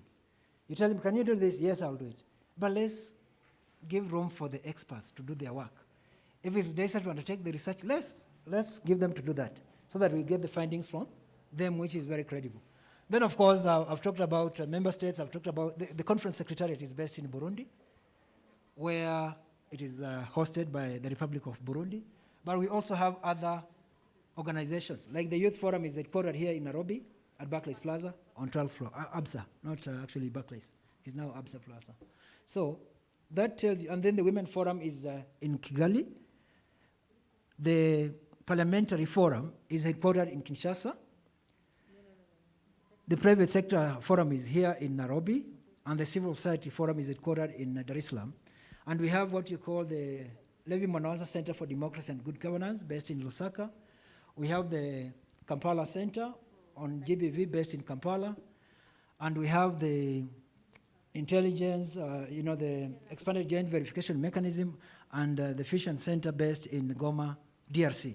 I'm sharing this just for you to know that these are, satellite institutions that are also working on a number of matters of the ICGLR. Then member states have talked about it. Corporate countries have talked about it. Group of friends, I'll come to it to mention more on the group of friends. Then the UN system, then the African Union, and the regional economic communities. And when the ICGLR was formed, one of the things was that most of these regional economic communities, like SADC, some of these countries were in SADC, like Tanzania, I was still in SADC, DRC, we have Zambia in SADC. Then we have ESC. We have Kenya, Tanzania, Uganda, Rwanda, Burundi, South Sudan. Then South Sudan was not there. And then we have the ECAS, that is Economic Community of Central African States, which is DRC, Burundi, Cameroon, Congo-Brazzaville, Chad, Then we have, of course, IGAD countries, where we have Uganda, we have Kenya, we have Eritrea, we have Djibouti, Ethiopia. So there was that multiplicity in different ranks. And it was not very easy. And one of the things that we must know is that most of these heads of states could not meet eye to eye at that particular period. They will never sit the way we are sitting like this, in the same room, on the same table.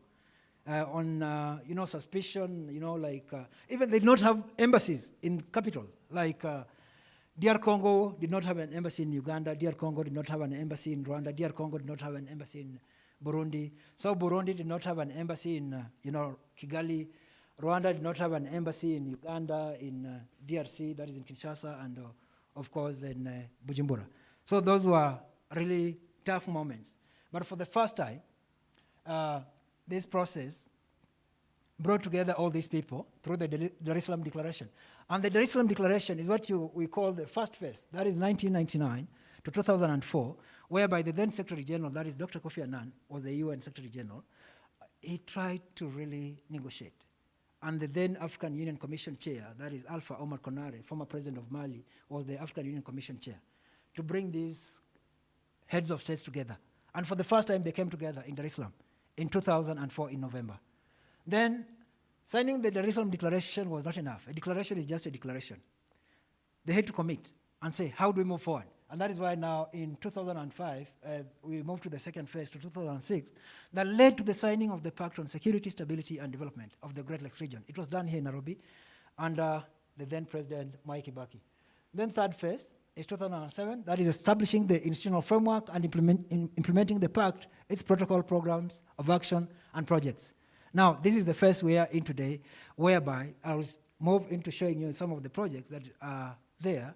and see how best do we tag in and how best do we position ourselves. 4 thematic areas, the main one being peace and security.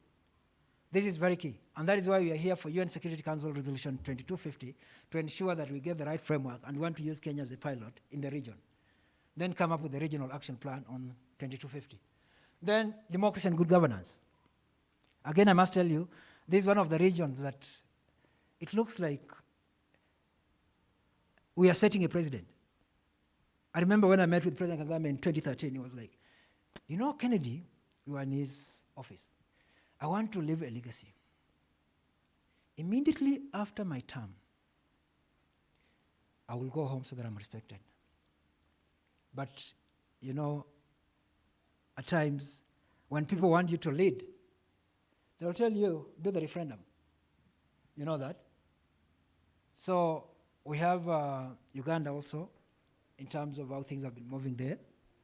These are issues of democracy and good governance. And of course, we have our own Central African Republic with so many challenges. And then, of course, we have our own Burundi, which is also a little bit volatile, but we pray for the best. That is why I tell you at times when being in Kenya, thank God that you're in a very sober country, you know. It's important for you just to thank God.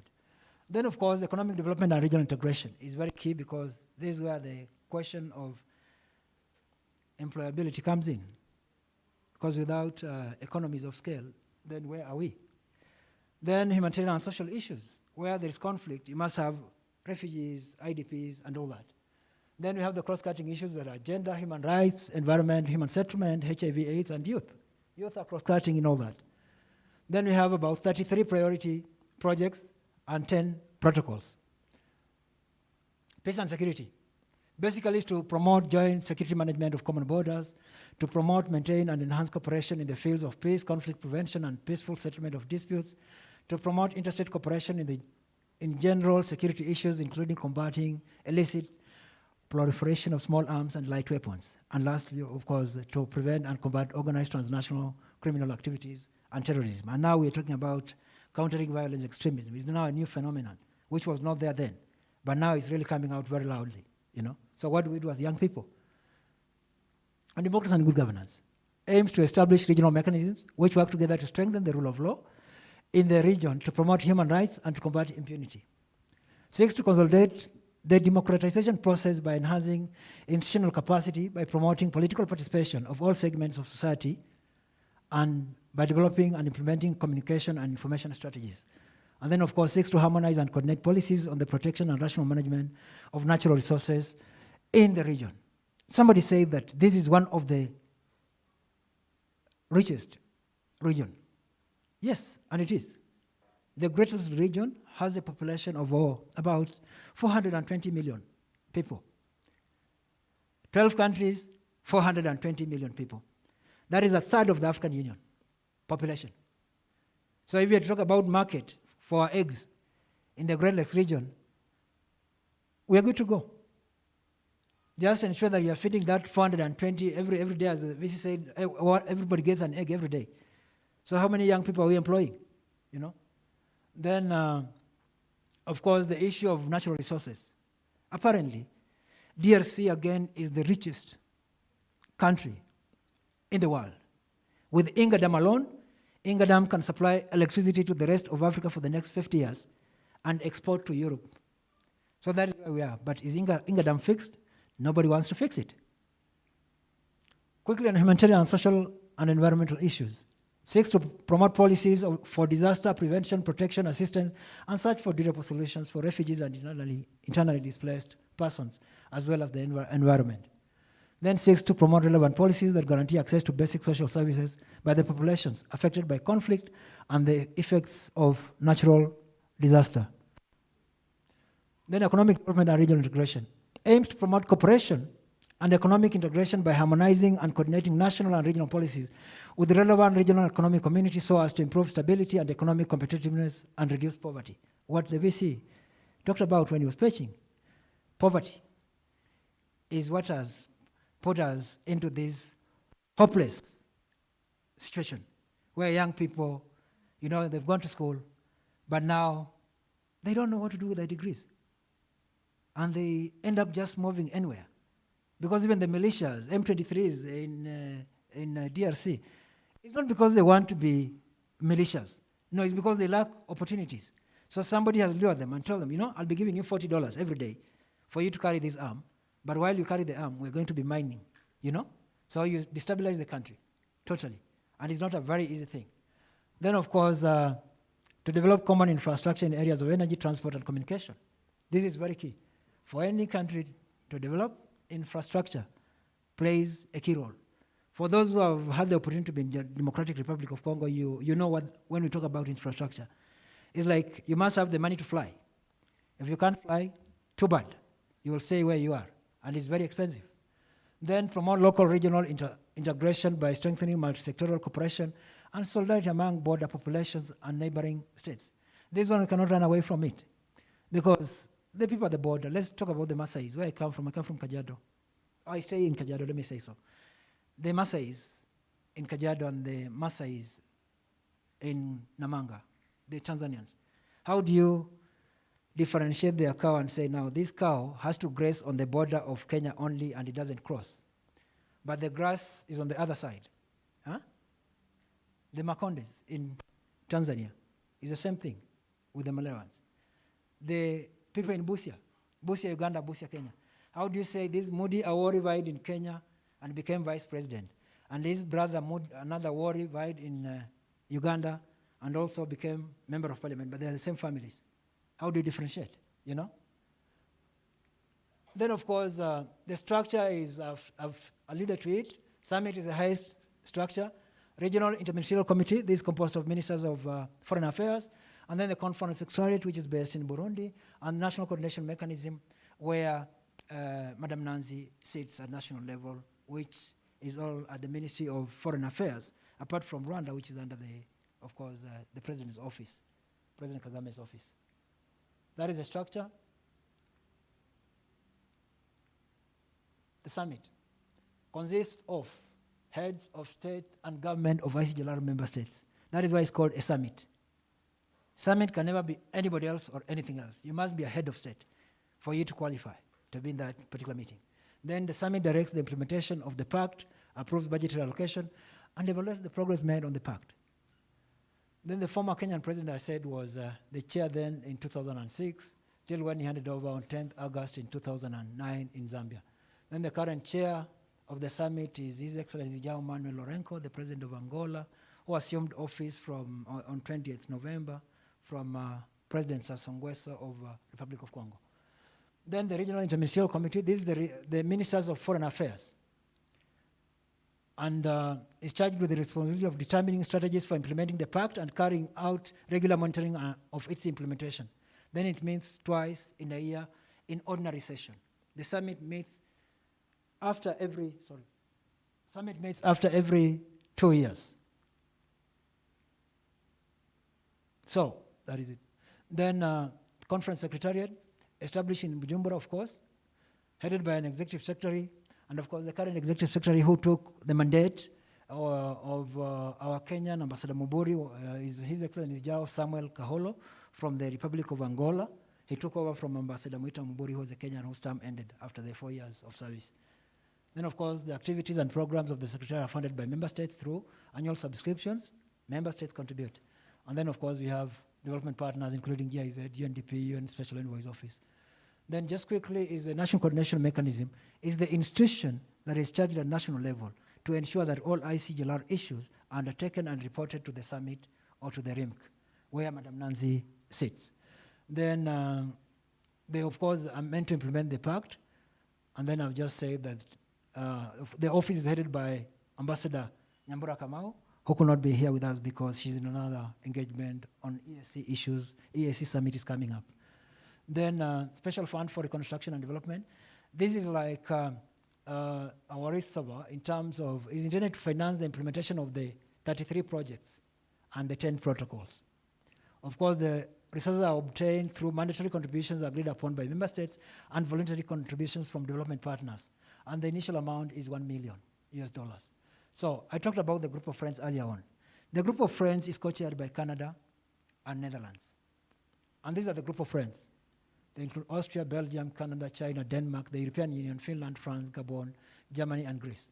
The Holy See, Ireland, Italy, Japan, Kuwait, Luxembourg, the Netherlands, Nigeria, Norway. Nigeria, South Africa, and Gabon are the only African countries in the group of friends because they contributed in the initial process when the ICGLR was being established. So we have Norway, Portugal, Russia, South Africa, Spain, Sweden, Switzerland, the United Kingdom, the United States of America, and the special envoy of the chairman of the African Union Commission on the Great Lakes region. The current special envoy is Ambassador Ikwebe, who is based in Burundi now. Then the UN, its agencies and peace missions such as UNDPA, UNOCHA, UNDP, UNICEF, UNHCR, UN Women, UN Economic Commission for Africa, IMF, World Bank, and African Union. So, ICGLR projects. These ones I'll not belabor much because they're very technical, like coordination of activities and reinforcement of capacities to fight the proliferation and circulation of illicit and small and light weapons. Of course, REXA takes lead. If you know, REXA is an institution that handles the small arms and light weapons. And then we have the joint security management of common borders, and then we have development border zones and promotion of human security in the Great Lakes and transborder development basins. Like the two that are very active is Zone 3, which comprises Kenya, Uganda, South Sudan, and partly Ethiopia, and Zone 10, which has DRC, Rwanda, and Burundi. I've talked about this. These are the regional projects that we have in economic development and regional integration, regional microfinance facilities, natural resource certification mechanism, regional project on food security, Trans-African Highway, East African submarine cable, regional oil pipeline, Northern Corridor rail extension. And the Northern Corridor, actually, I must mention something there, is from Mombasa to Kampala to Kigali. That is the Northern Corridor. So when some of these heads of states were meeting at one given point, that is President Uhuru, President Museveni, and President Kagame, some people were saying that the EAC is being divided. No, they were only implementing the Northern Corridor project under the ICGLR. It was not an EAC division, you know. Then democracy and good governance, we have the Regional Center on Democracy and Good Governance, which I said is based in Lusaka. Regional Initiative Against Illegal Exploitation of Natural Resources. This number 2 is where our problem is for the region. Natural resources. Because I'm sure if we didn't have natural resources, we'll not have conflict. Because why do you have to fight if you don't have the resources? Somebody fights because he wants resources or is missing resources. And then these are the one I'll not belabor. I'm just trying to. Some of the notable successes of the ICGLR initiative brings together 12 member states with very diverse background and issues. It has managed to form institutional frameworks for the member states to seek solutions to mutual problem and promote equitable development. Then it has managed to foster peace and dialogue between rival member states, Rwanda, Uganda, and the Democratic Republic of Congo, especially transborder conflicts, and they're still ongoing. And then ICGLR is currently deeply involved in maintaining peace in the Democratic Republic of Congo and fostering dialogue in Burundi between rival parties following election violence. Then establishment of the ICGLR Regional Center for Democracy in Lusaka, Zambia, to deal with governance and human rights issues. Then, of course, some of the future projects of the ICGLR, they're here. Conflict prevention, mediation, peace building, training of women leaders and civil society organization in the Great Lakes region. Then consultation workshop for the identification of priority projects in transborder security and development. And then regional workshop on the integration of socioeconomic human rights in the regional initiative against illegal exploitation of natural resources. Then what are our challenges facing the ICGLR projects? One is lack of ownership of the projects at several levels. Because only about 26 of you in this room, out of the initial 134, know about the ICGLR. So how do you own it? You can't own what you don't know. So that is a very big challenge, and I really feel great that we are in an institution of higher learning, which is actually, you know, ensuring that the students who are going through understand some of these regional aspects. Then, of course, shortfall in budgets, budgetary allocation for the implementation of the projects. You know, some countries give in, others don't, others have priorities, others are in election, you know. Those are some of the challenges. And then, of course, protocols are not in harmony with existing laws, decrees, and applications in addition to their respective implementation structures, and hence calls for domestication of the protocols. And then, of course, the issue of having, we do not have a timeline when some of these protocols will be domesticated at national level. So it was left open. Then, of course, when you look at the development partners, financial assistance to aid the initiative will also help in offsetting shortfalls in funds, especially with regard to the implementation of peace and development initiatives that are the mainstay of the ICGLR. Now, what do I mean by that? Because at the end of the day, when you have a process that is driven by an outsider, you don't own it. The outsider owns it. The outsider gives you the agenda. The outsider tells you what to do because they're the one giving the money. But money must come from government. And that is why we said there's 2250 on youth, peace and security. Heads of states must commit. And luckily I was in the meeting. I told heads of states, are we serious? If we don't sort out this trouble of peace and security, every 2 years we shall be coming here to talk about insecurity. And who are the culprits? It is the young people. One, they have gone to school and they're very sophisticated. They have no jobs. What can they do? They will bring down, is Gideon around? From Kibera? Yeah, Gideon. Gideon, were you there when you brought down the rail in Kibera? You are there. Now, those are the consequences of having young people who have nothing to do and they have gone to school. And I'll tell you, that incident affected me. I was in Uganda, and I went to Uganda after, and everyone was asking, Kenya, you only fight for 2 weeks, and you look like you have fought for 25 years. Some of us have fought for 30 years. And you look at it and you say, okay. But I remember the very silly thing.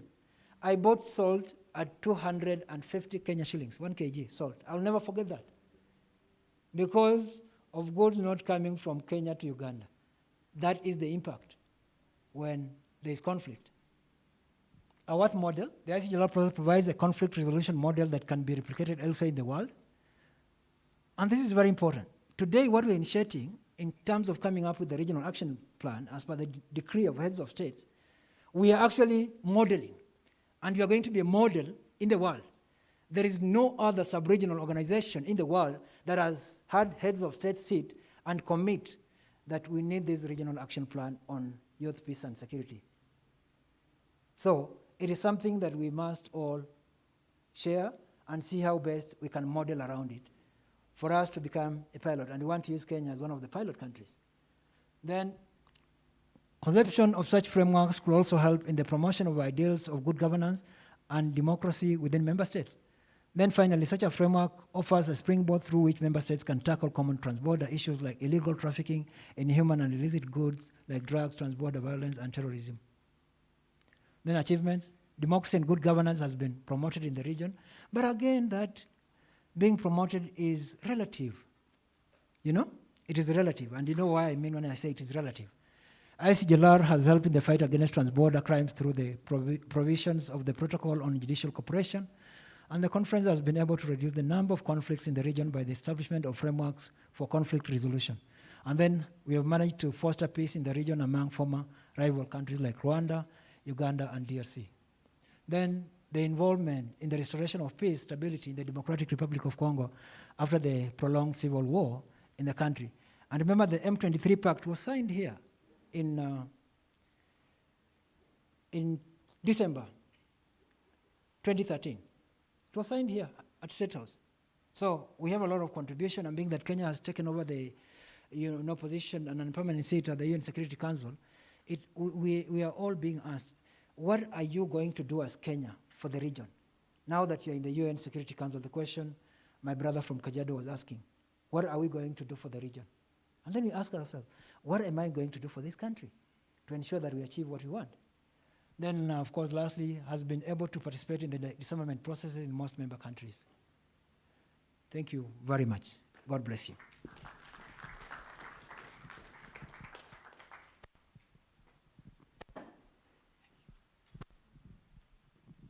The President Emeritus Abata. Thank you very much. I know we are hungry and we are soon going for lunch, but is there a burning question or a comment from each of the rows before we go for lunch? And as that happens, I want to ask the Corporate Affairs Manager to make her way to the front to guide on the next session. Microphones here, please. So microphone to this gentleman. You tell us your name and which organization, and then you make your question or comment. Then we have two in the middle here. And yes, one at the far end. Thank you very much. So please, go. Thank you. I hope I'm audible enough. I like to say I respond to the name. For this specific function, I respond to the name Oliver Mshila. And today I represent the International Center for Peace, Human Rights and Development in Africa, abbreviated as IPHRD Africa. I have a couple of questions as well to Ken. Thank you much for your presentation. And also some comments in that. I would like to ask all of us here, before you came here, how many knew about the United Nations Security Council Resolution 2250? Before you came here today? That's by show of hands. Aha. Thank you very much. Which leads to my question on awareness of such documents, in that we usually have these beautiful documents which implementation the role of youth in peace and security, in that if you're not aware, this is actually the first one, and we have three. The recent one being 2531, which was implemented in last year, 2020, and in that people are not aware of such documents, as well as the pillars which they tend to implement, that is at all track levels, at the track 1, track 2, and track 3 level, in that as ICGLR, IGSR, how are you going to implement such documents to make them be known at all track levels as well? I would like to dismiss something that one of the speakers said earlier, in that the youth causes and the victims of conflict. That's where which leads me to my comment, in that there's a difference between the youth in conflict and youth in armed or violent conflict. In that the youth themselves, there are lots of youth who are not involved in conflict, but there are few youth who are involved in armed conflict itself. So there are a lot of youth initiatives, even at the local level, that are not properly documented indeed. So we lack proper documentation as youth with the work that the youth do at all levels to implement such practices in matters to peace and security. Also, to make another comment is in that we need also to change this narrative as the youth as the perpetrators of violent conflict. So my question to Ken is how, at the regional level, you're going to make sure that this regional action plan up to the national action plan will trickle down to have an effect in itself up to the community level. Thank you. Thank you very much. Next, make your question or comment precise so that Kennedy can answer, and then we proceed for lunch. Yes, please. Good afternoon, everyone. Let me stand here so that I can see Ken well. My name is Meshak Mabira Metos. I'm an international student from DRC, especially from the east of the country, where we border almost 3 countries, Rwanda, Burundi, and the Uganda. We make the Great Lakes, the 3 countries.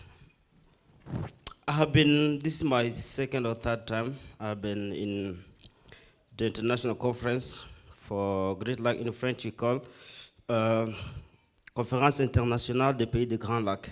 What I wanted to ask, I want to know the experience after being in DRC for that long. I know we should call him now expert of Congo problem and conflicts. He said about the M23 group and the many groups. What I just want to give as information to my fellow African youth, that what we are facing in Africa is not say that our leaders, they don't know what's going on. Most of IR actors, they are being at the top of supporting all these groups so that in some countries we don't have peace. I'm happy I have seen Save Children organization that I know for many years. And when I see them and I see kids in DRC who have 5 years and they are not going to school, they are being paid in these IR actors to go and do mining where they are paid $3 per day. Those kids from 5 years, they don't go to school. And we are expecting in the coming 25 years where Africa will be if we can't take this kid to school. Then all these international communities, when they come in DRC, they come to help people. Later, they have to pay youth. They are telling them, go and fight. We'll be paying you $10 per day. You fight. Later, they come for mining. The government is not saying anything. One of the government, they are including the deal that's happening. If the DRC doesn't have peace, Burundi will not have peace. Rwanda will not have peace. Tanzania will not have peace. So what we want to understand as youth leaders, what are we going to do? Perhaps some of us who are in Kenya, we are doing studies.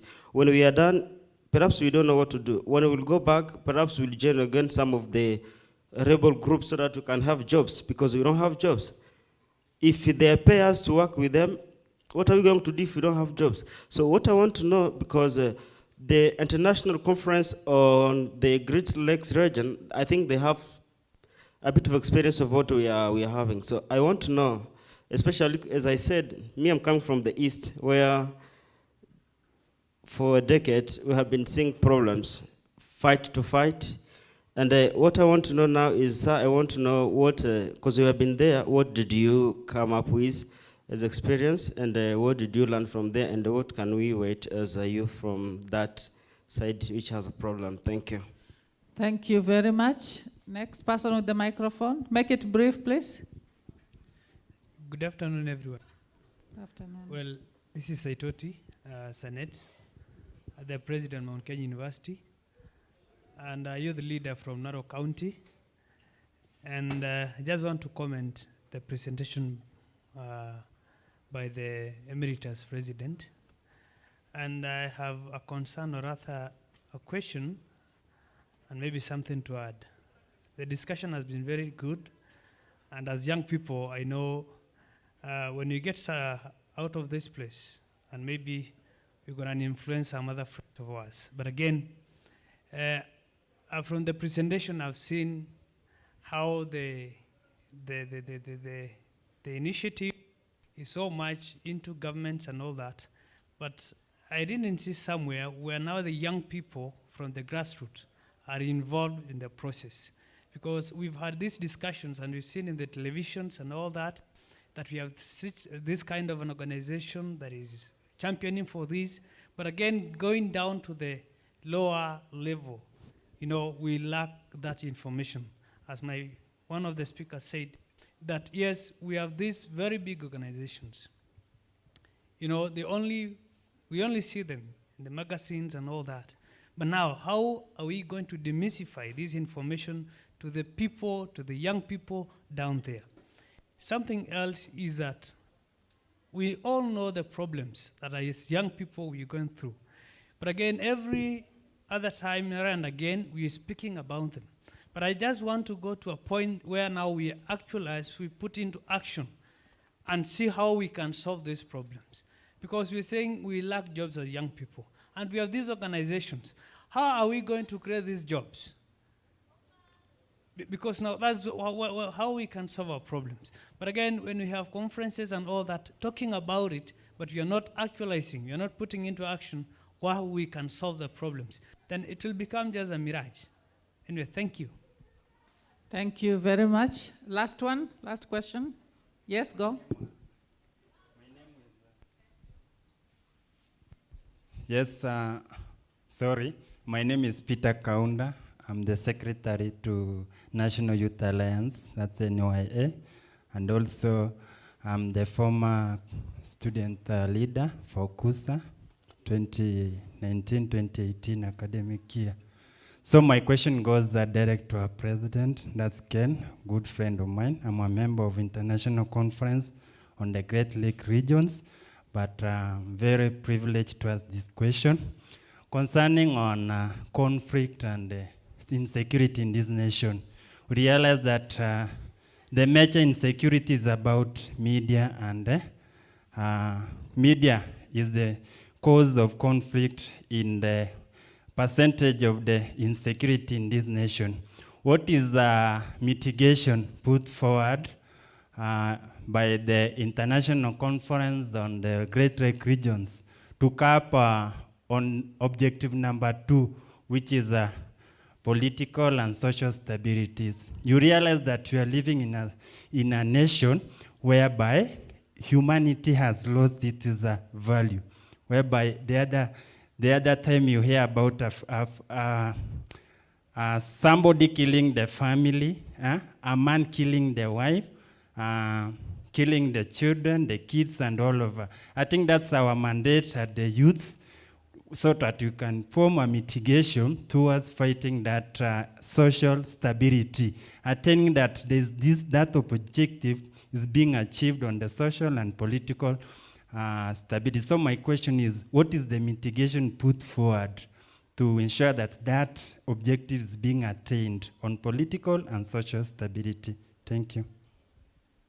Thank you, everyone, for those questions. President Emeritus, could you please come to the podium and respond? Somebody is standing up. Okay, say.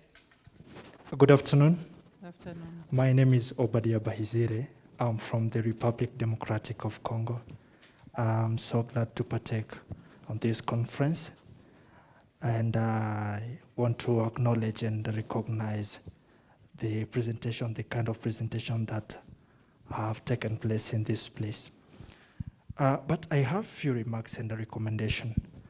This is a big conference, and many regions, many countries are represented in this region.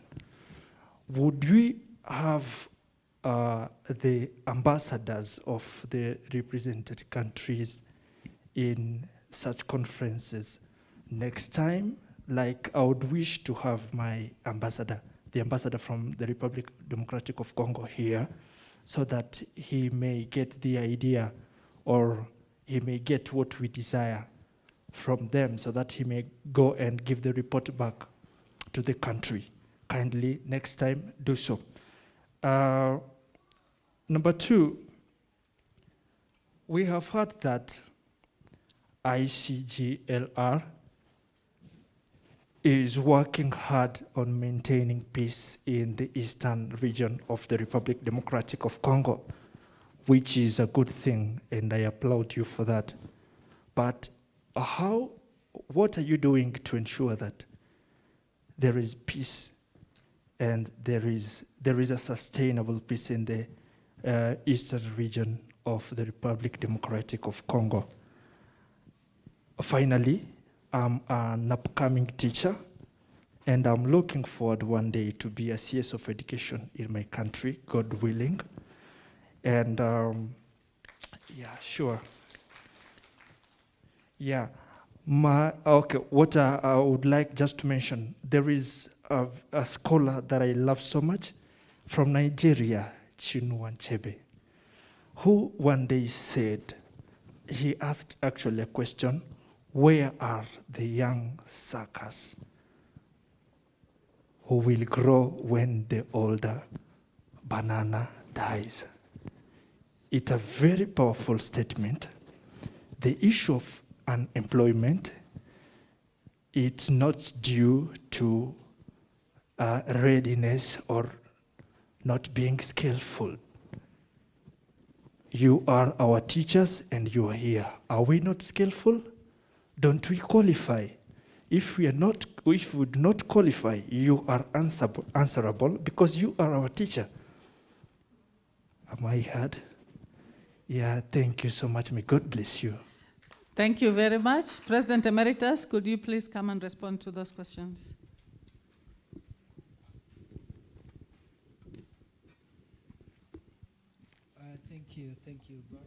Thank you very much, Sister Lando, for this.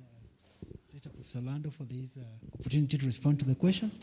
But very quickly, just if there was time, I'll be sending the questions back to you in form of group work, so that I put you in a group and you discuss the question that you have posed. But because there's no time, And the next one will be, the next meeting will be on Friday to get more views. Let me start with Oliver. Thank you for your question, Oliver. And I think most of it was a comment on what you're also doing. But then you asked something. How does this trickle down to the local people? And one of the things that I must tell you that it is you and me to do it. Because if you're in this room, I believe you're in this room by virtue of you being some person who can share this message to the other young people. Don't expect the Ministry of Foreign Affairs to come to the village in Kwale and sensitize on 2250 because it's their mandate. No, it is you and me. So whatever you are, take that up, and slowly by slowly, this is just the first sensitization in regard to our regional action plan. The second one is going to come up on Friday, and we shall get a number of, mostly actually young people will be there. And you'll find that we are growing. And one thing the VC said, if you really listen to him very well, he talked about a network. You know, if you want to walk alone and reach there first without this support mechanism of a network, you will not get there. Because at the end of the day, it will go and it will go. But when you have a network that is consistent, you know, you can achieve so much. And then secondly, on the DRC issue of the M23. Of course, M23 is an organization that evolves every other month or year because same people but different name. Tomorrow they will Mai Majambazi, Mai sijui what, Mai, you know, those the same people but just evolving in different names. But we ask ourselves, who funds them? You see, those are the questions that the higher institutions of learning like Daystar should be undertaking researches to say, how comes we had this group this year? In February, there was a different name. In March, there was another different name, but they are the same people. We need those evidence-based research. And then in regard to the economic community of Great Lakes countries, that is Rwanda, Burundi, and DRC, actually, one of the things that the ICGLR did was to revive the economic community of, you know, the Great Lakes countries, that is Rwanda, Burundi, and DRC. And of course, you know, the headquarters of CEPGL is in Rubavu, Rwanda. And one of the things we have pushed that secretariat and the political level is ensure engagement of youth at all levels, even when the summits of heads of states are meeting, those three heads of states, you know, we ensure the engagement of young people. And we actually went out of our way and said, you know what we need is where young people can go and do something, you know? And that is why personally I approached President Kabila when he was president. I told him, you know what, Mr. President, we're in Lusaka, I think. And I told him, you know what, can you give us some land in Eastern DRC for us to have a center, or rather a peace center? And he gave us the land. And that is where you got the trouble when you got there. It's like we're distracting the space of M23 because we are new people and then they're not used to us. And we are all like attacked by over these 120-something people, you know? This is something that always lingers in my mind. I can never forget that because I'll have lost my life, you know? But we've done this. One, we have already set up a center for youth in Goma at the Sportive. For those who come from Goma, if you got the Sportive, we have a center that we've been setting up. And very soon, preferably by April of this year, we are going to launch it. It is ready. And we're just in the process of ensuring that we go and launch it. And probably if I could get your contract, next time you're going there, I would love to go with you so that I say, this is your ambassador in Kenya. And then just to respond to the colleague from DRC also who talked about bringing here ambassadors, I must tell you that I shared with the DRC ambassador. I called him and we talked. But he's not feeling well. Otherwise he would have been here. Because I really wanted him here because, you know, the region is basically DRC and DRC and DRC and DRC. But he would have been here. You know, Mr. Michel Mbaru Bizimungu, he's not feeling well. And actually, I think today he was going to, yesterday he was going to hospital. He was going to Nairobi Hospital. But he would have loved to be here. Sorry for that. But I'm sure subsequently they will be coming in. And then the issue of Saitoti is actually asking, how do we ensure that we have, again, young people getting the information? You know, information is power. And if you don't have the information, there's nothing you can do. How do I know when the summit of heads of states is there? If I'm not looking for the information. And those are the people who are making the decision. Just like they say, okay, the summit is coming up on 20th November. How do I ensure that 20th November last year, I am in the summit? As much as it is closed. Because at times, most of this summit, they are closed door. It's only heads of states and they're talking very sensitive issues. Commissioner Lilia will tell you, you can actually walk outside there for like the next 6 hours, 7 hours, and these guys are still in the closed door session. They're not coming out. You're like, kwani nini kunaendelea? But for the Catholics, they will say we're waiting for the smoke, like me. We're waiting for the smoke. But luckily, we have had this opportunity to sit in those summits, those closed door summits. And I know what these guys think. I listen to them, and we share. So this is some of the, like I will tell you, some of the advantages that, getting these issues of young people to the summit of heads of states. It's not a problem. But one, we must organize, and we must organize. Because we will not have one voice. Commissioner Lydia is doing this. Canon Michael is doing, on the other side, Connor doing another thing. You find the chaplain is doing something on the other side. You want to tell me that people will listen to you? And you bring 5 dissenting voices because you're all trying to run the show. Yes, you will run the show, but utafika wapi? And that is why we're saying, please use the institutions. Since 2250 came into being in 2015, how many organizations have supported this 2250? Let me not even talk about in the region, in Kenya. Are you institutionalized? Who are you reporting to? Where do you derive your mandate? They are simple questions, but ponder about them. And that is why we said, let's have it institutionalized at the political level. Let it be committed from the summit of heads of states that we must have this regional action plan so that it cascades to the national action plans. And that means there is a budget for it. Unlike the way we blindly ran into 1325. And Susan will tell you, Commissioner Lydia will tell you. In fact, I must really thank Commissioner Lydia because at one point is the one who told, Kennedy, you have to come and be in 1325, Women, Peace and Security. She's here. She's one of my greatest mentors because she carried me, and she will tell you when she's doing a presentation that, you see, I overtook her because I became a student, and after being a student, I learned very quickly, and I started moving. But I thank her for giving me the space because if she didn't give me the space, today I will not be here. I will not be here. But she's the one who gave me the space. I say, you know what, Kennedy? You must be in 1325. How many of you young people have run to these policymakers and just asked, please hold my hand? How many of you students have you gone to your lecturers and told them, please hold my hand? Being in a classroom is one thing. And being lectured by the same professor or doctor or whatever is one thing. But that personal relationship is what matters in life, not what you all get.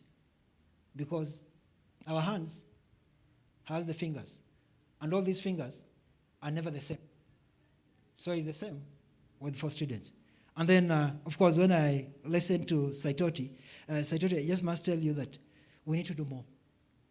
We need to do more. When I did this was basic statistics. About 25 out of 134 don't know about the ICGLR. How do you represent Kenya when you don't know about what the region is doing? How? You cannot. Then on Peter Kaunda, he talked about, he asked a question on the political and social stability. And I think what you're asking, Peter, was how do we ensure that we sustain this political and social stability? If you listen to the values of Daystar University, do we have these values in our constitution? A person is the society. The family you come from will take you far.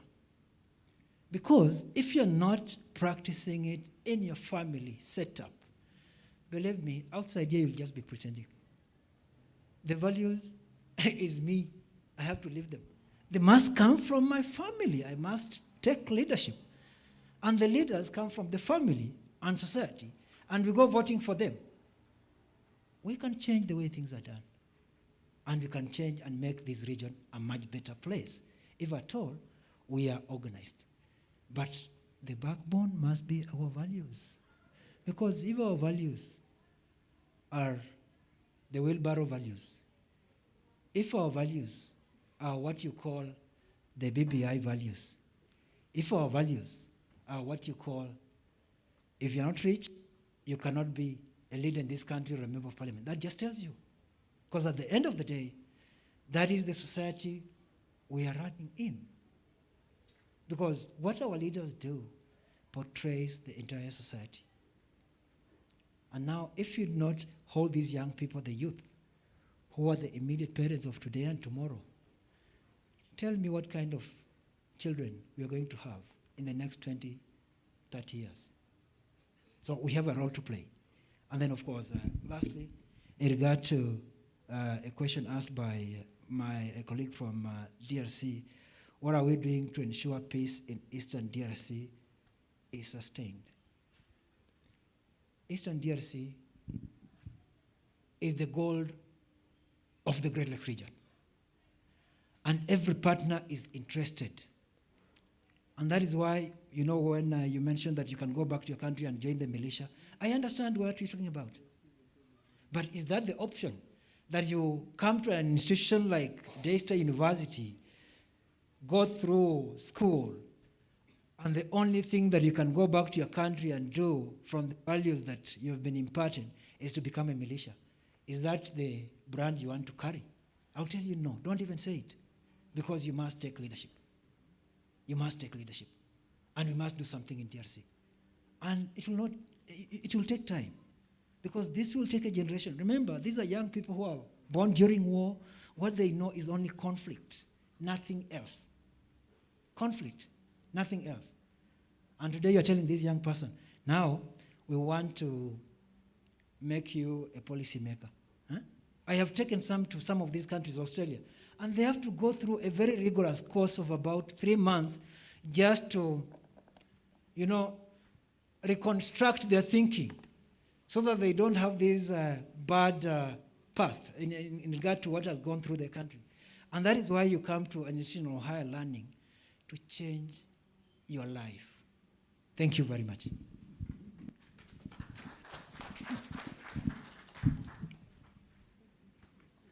Thank you very much, President Emeritus, for those comments. You are free to interact with Ken during lunch and during break time, and when we get back, maybe there'll be another opportunity. Now I'd like us to proceed for lunch, and our Corporate Affairs Manager, Ms. Damaris Kimilu, is going to guide us on how to proceed. Thank you, Damaris.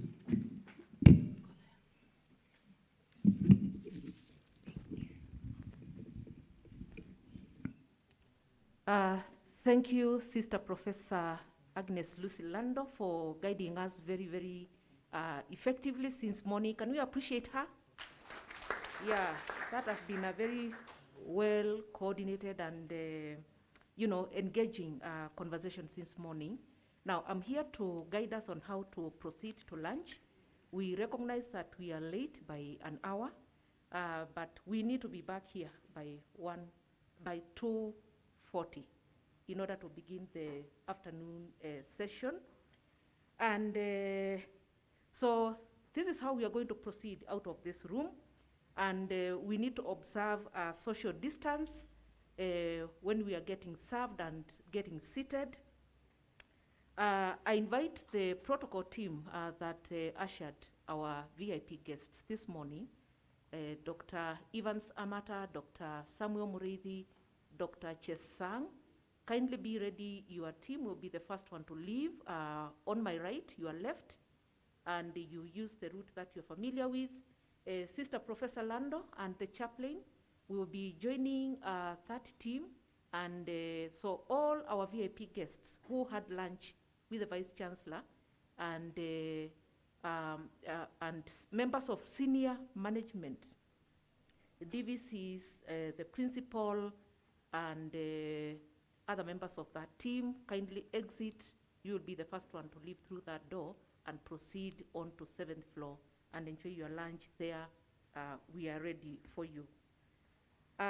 Deans of schools, directors, managers, faculty members, and staff present, you'll be the next team to leave, and I'm asking you to leave just slightly in quick succession to the first team, and proceed to first floor and to room 106.